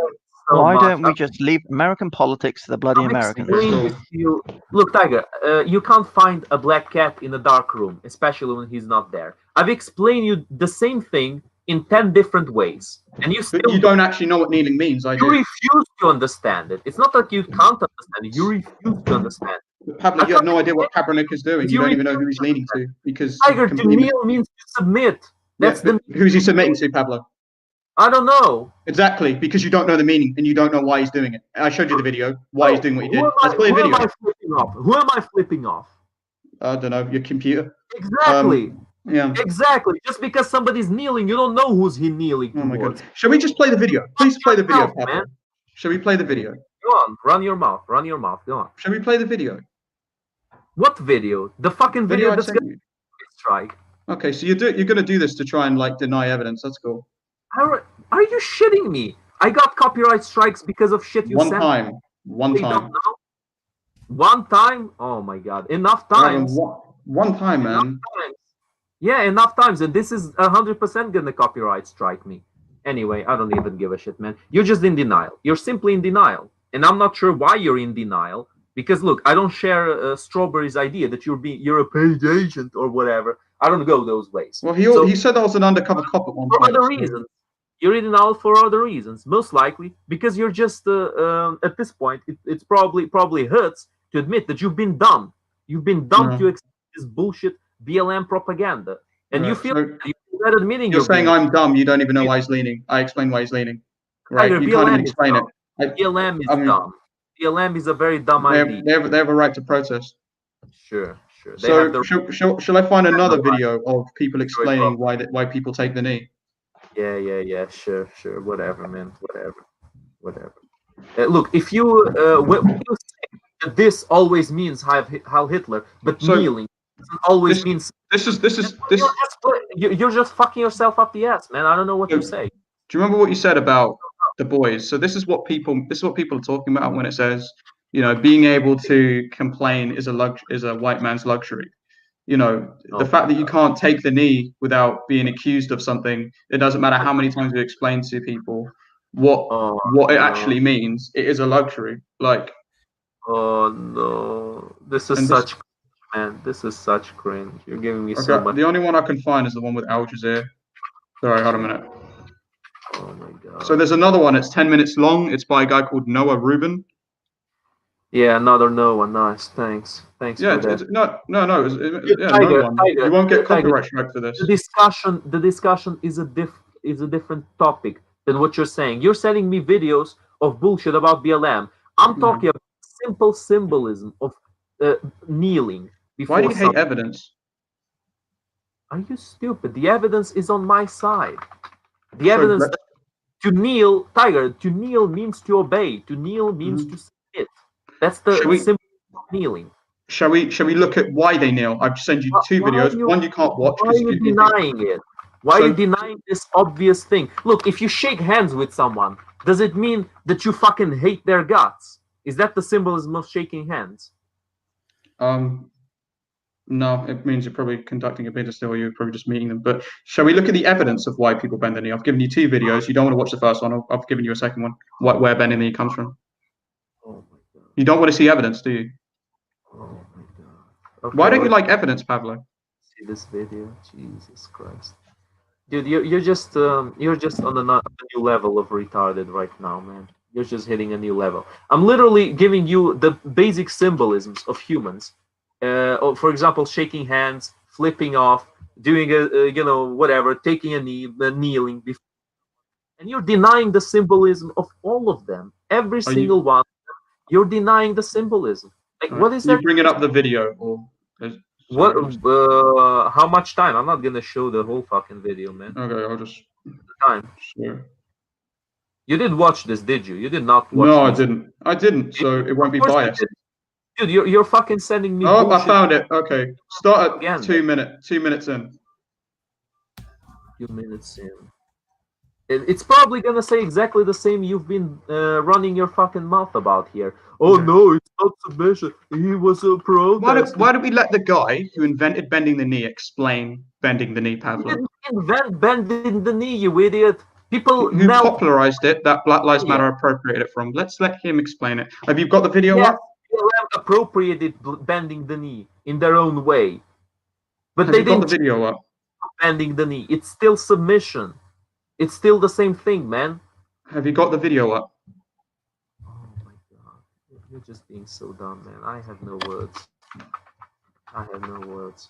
Noah Rubin or whatever. Yeah, I don't think this will. Sorry, yeah.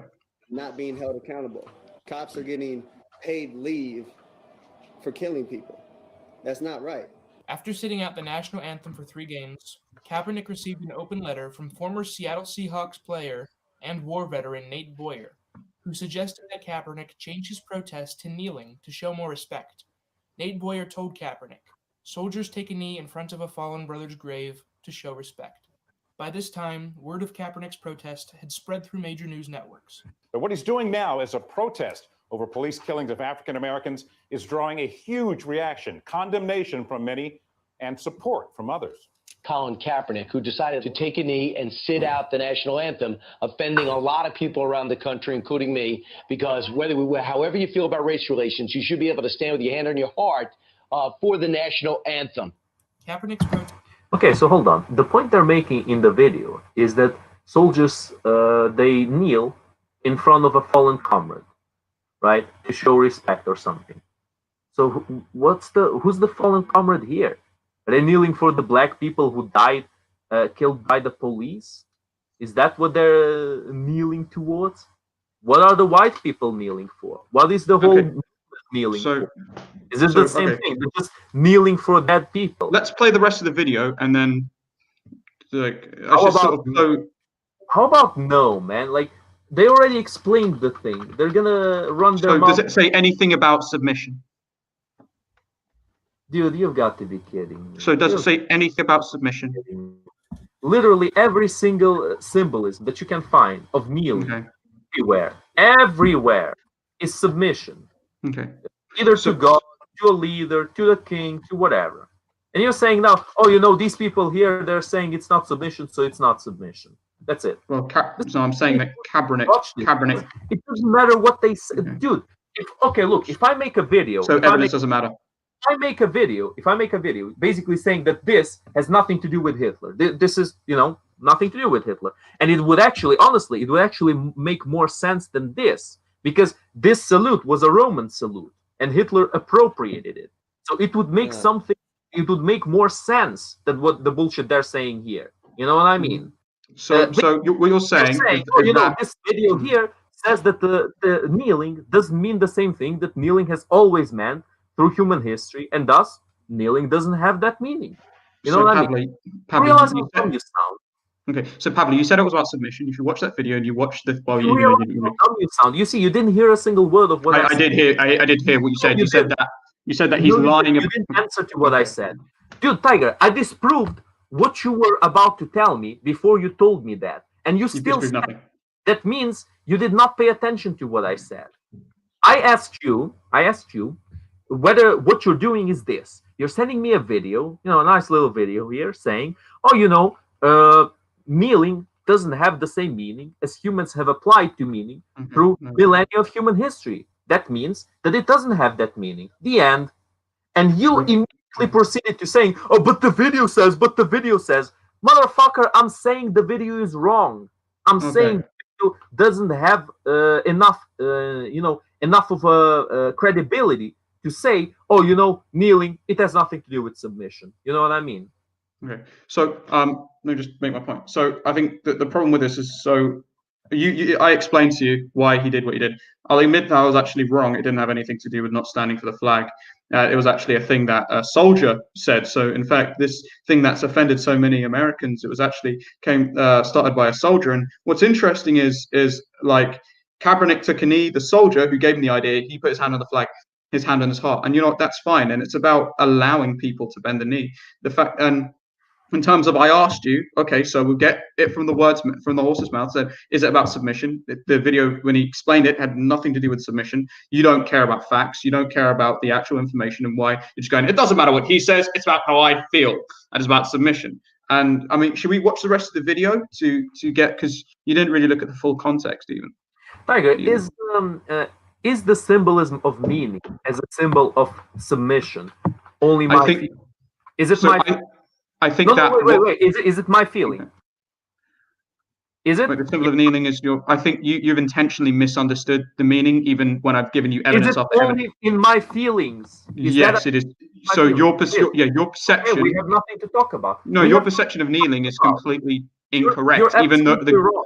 So if the guy, it's a thing from American soldiers, and you're just intentionally trying to misunderstand it, even though you can't even explain who he's even leaning to. You don't care about facts, Pablo. Historical, something that exists in history, something that exists in culture, something that doesn't all around the place, but you just refuse to see it, and you prefer to say that it's in my feelings, because that way you can make the conclusion that it's only me. But it's not only me. It's the whole world that has the same symbolism for the jest of kneeling. How does it feel that the kneeling was?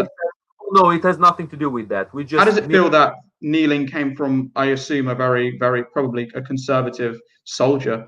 So I mean, it's not even. I mean, it didn't even start off as a black thing. In fact, you can almost say it was actually the idea of kneeling for a fallen brother was actually started by a white American soldier. So I mean. It's the same as pouring out for one's homies.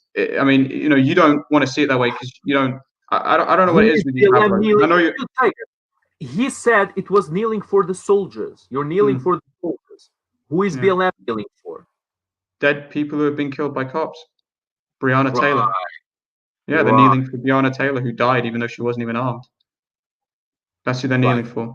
They're kneeling, Shall we you watch know, the rest of the video? The movement that was started on the lie. Okay, you know, I know the video we're gonna watch. I know the video we're gonna. Come on, man. Let's watch the video. Let's watch the rest of my video. I feel like you're just intentionally not allowing evidence gonna that watch, is in my favor because you don't like to see the truth.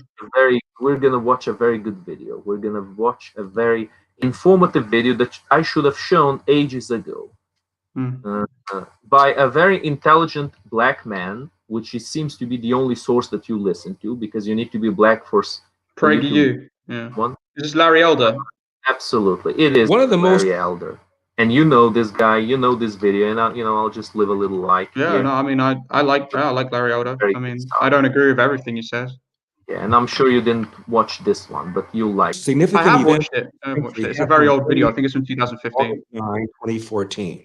It took place in Ferguson, Missouri, a city on the outskirts of St. Louis.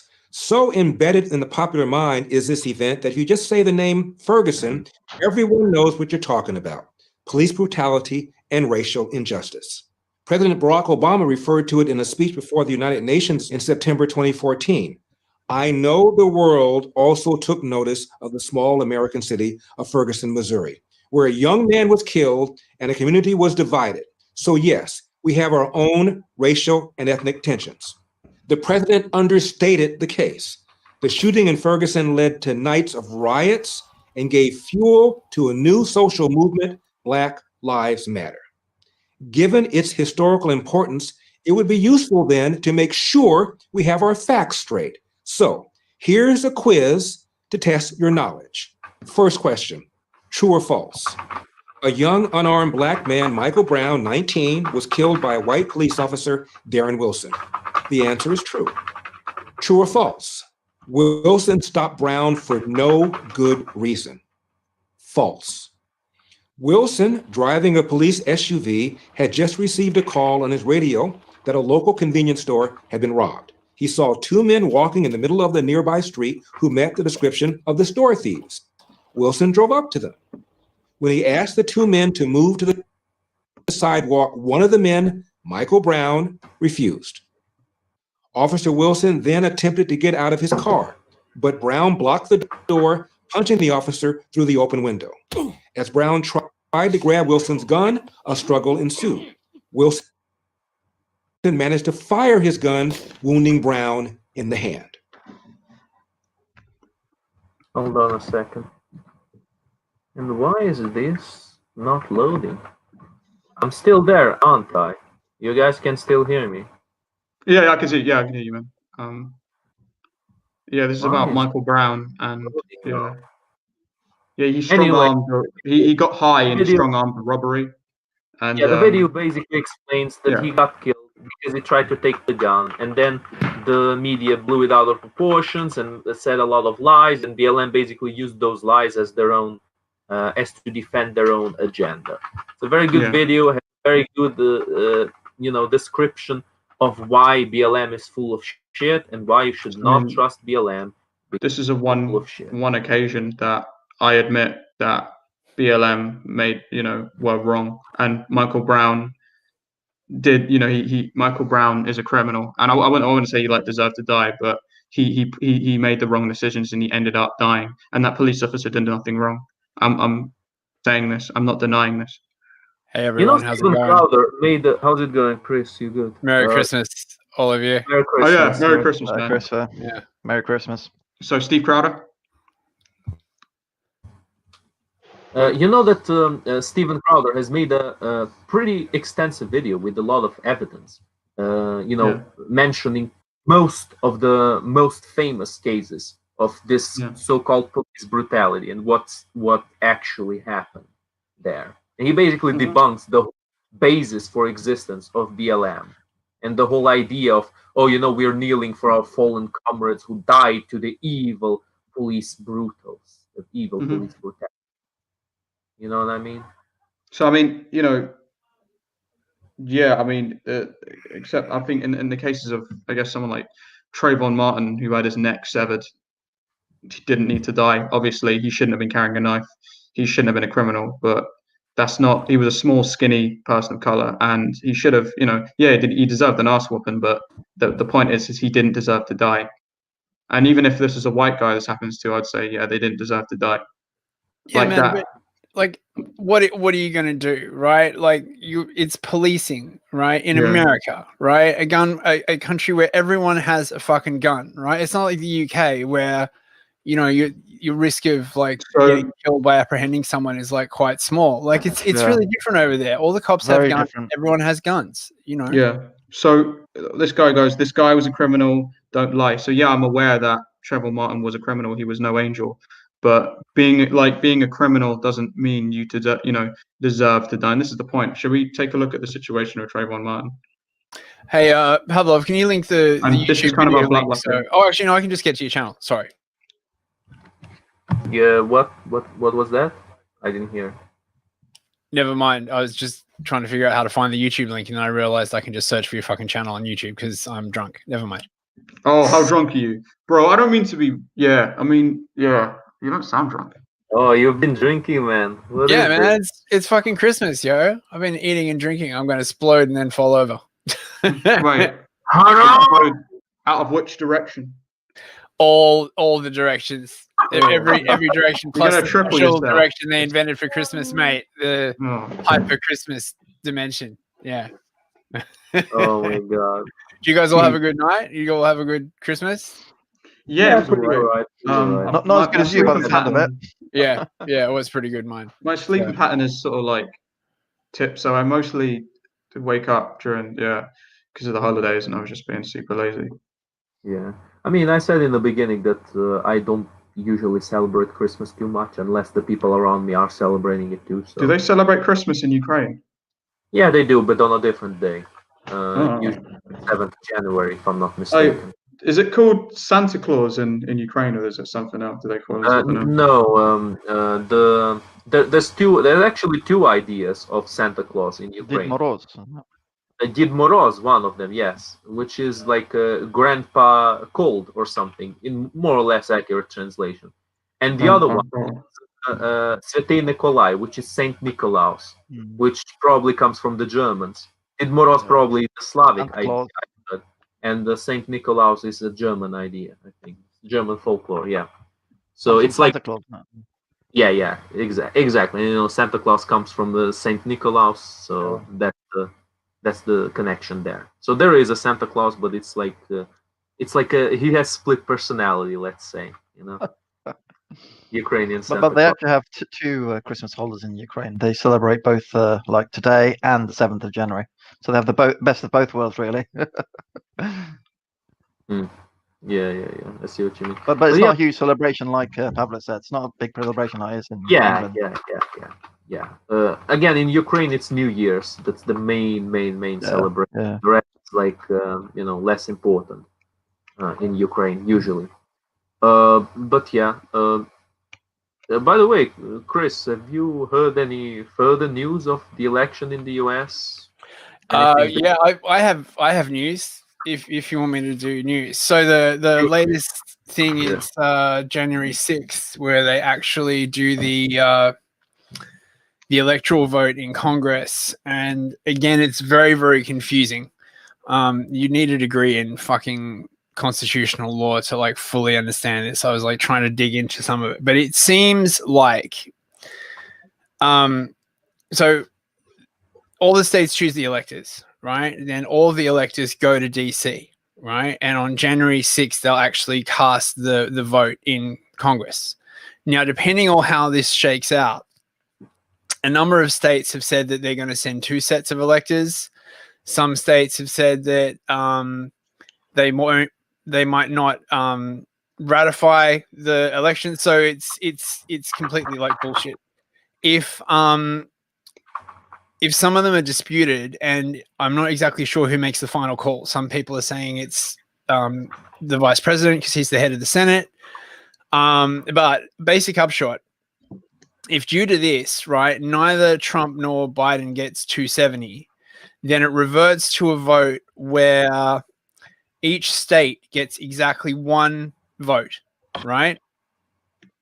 And because there are more Republican states in the US than there are Democrats, Trump will apparently get in. There are also apparently a number of other things. But I mean, like, shit is starting to get like pretty fucking crazy. You guys hear about the bombing in Tennessee? No? Okay, so check this shit out. This is motherfucking crazy. So in Nashville, in Tennessee, right outside this huge AT&T building, which is like a massive communications hub with like all these servers and links and stuff, right? This massive bomb goes off. A van like drives in. It's got like a loudspeaker system on it, right? There are like reports of gunshots, although it's starting to look like these were just played from the sound system of the van, right? The cops show up. The van then starts broadcasting a warning saying there will be an explosion in 15 minutes. Please evacuate the area, evacuate the area. All the cops start like rushing to get people out. And then the van detonates and like just completely like, well, depending on who you believe, it chewed the front out of this AT&T building. But some people are saying that most of the actual damage was done to like all the cable networks underground and stuff. Fuck no. I mean, you know what this shit is like if you're trying to like follow it on Telegram and 4chan, you just hear all kinds of like crazy theories. But it's certainly weird. It is really weird. No one's taking responsibility for it. I'm having a little. Oh, for fuck's sake. Yeah. Guys, hold on. Guys, I'm having a little bit trouble connecting now. I don't know if you've noticed that the connection has been going down a bit. I think we'll end Can you guys hear the me stream okay? now. Sorry, Chris. Can you I guys could hear hear me? it, but it was very robotic sometimes. Sorry, no, I Yeah, can hear you. It was I can hear very you. robotic for me. Right. Now I can So hear you.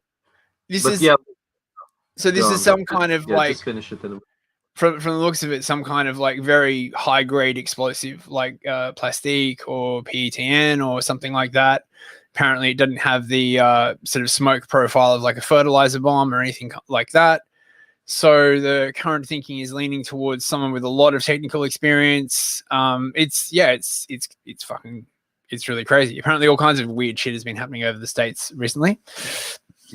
But I don't know, maybe it's the start of the shadow war with China. I don't know, man. I mean, like, fucking, I've heard crazier shit than that, you know, like, but yeah.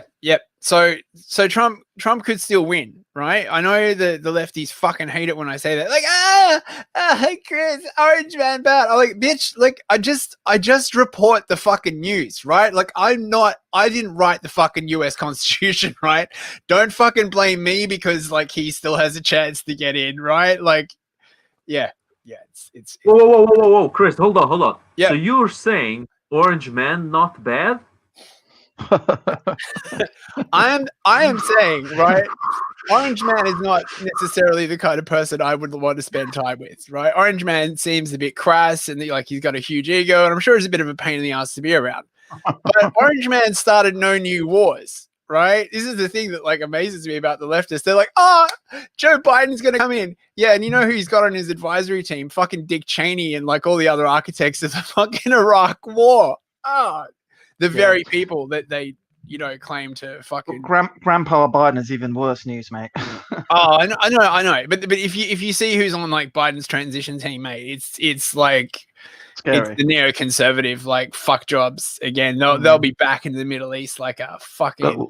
We'll have more wars cropping up and. Oh yeah, man. You watch. They'll go to war with probably Iran next. You know, make up some excuse and just do that. Am I an orange discriminative? I don't know. No, not really. I accept people of all colors, including orange. You know, yeah.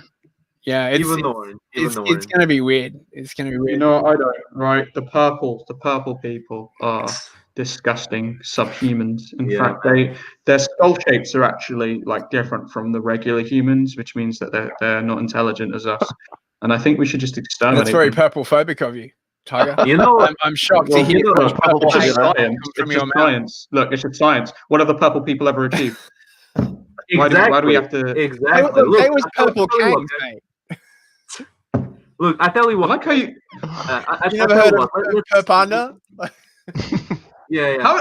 How do you go from purple people to those people? Fucking hell, man. I was just saying purple people. Guys, I'm just being a dick. Don't guys, worry. my connection is a little bit shitty. Sorry for that. So I think we'll wrap it up. Pablo, carry on. Yeah, my connection is a bit shitty, so we'll wrap it up. But before that, I'll just tell you one thing. 10 years ago, I told myself I'm going to exterminate all the purple people in the world. Do you see any people around? You're fucking welcome.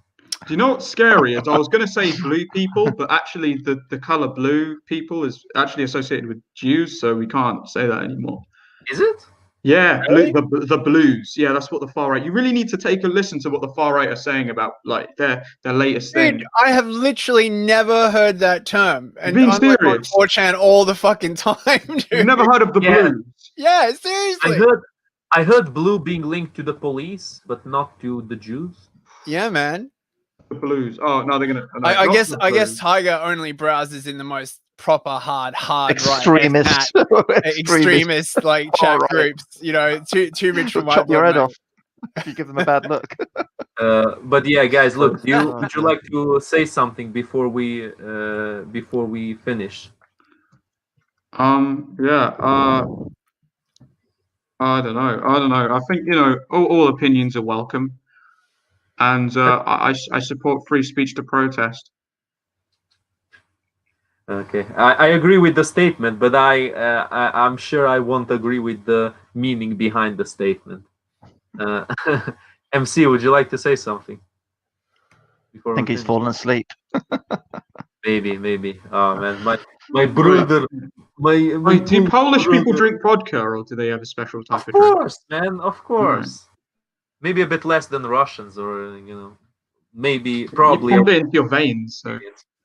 Yeah, probably around the same as Ukrainians, but anyway. Vevagevin, Christopher, Yeah. you guys any? Have a good Boxing Day and all the best. See you again next week or something. Whatever. Yeah, Merry Christmas, motherfuckers. I'm glad I Yeah, got Merry the end of the stream and stuff. I hope you're all well. Take care of yourselves. I hope you won't get a hangover tomorrow, Chris. Oh, I'm pretty sure I will, but it's all right. Oh. He's used to it, by the sounds of Okay. it. Then I hope I'll see you in Speaker's Corner. Then I'll give a different hope. Yeah. I'll see you at Speakers, mate. Take care, Alright. all right? See you guys later. Okay, bye.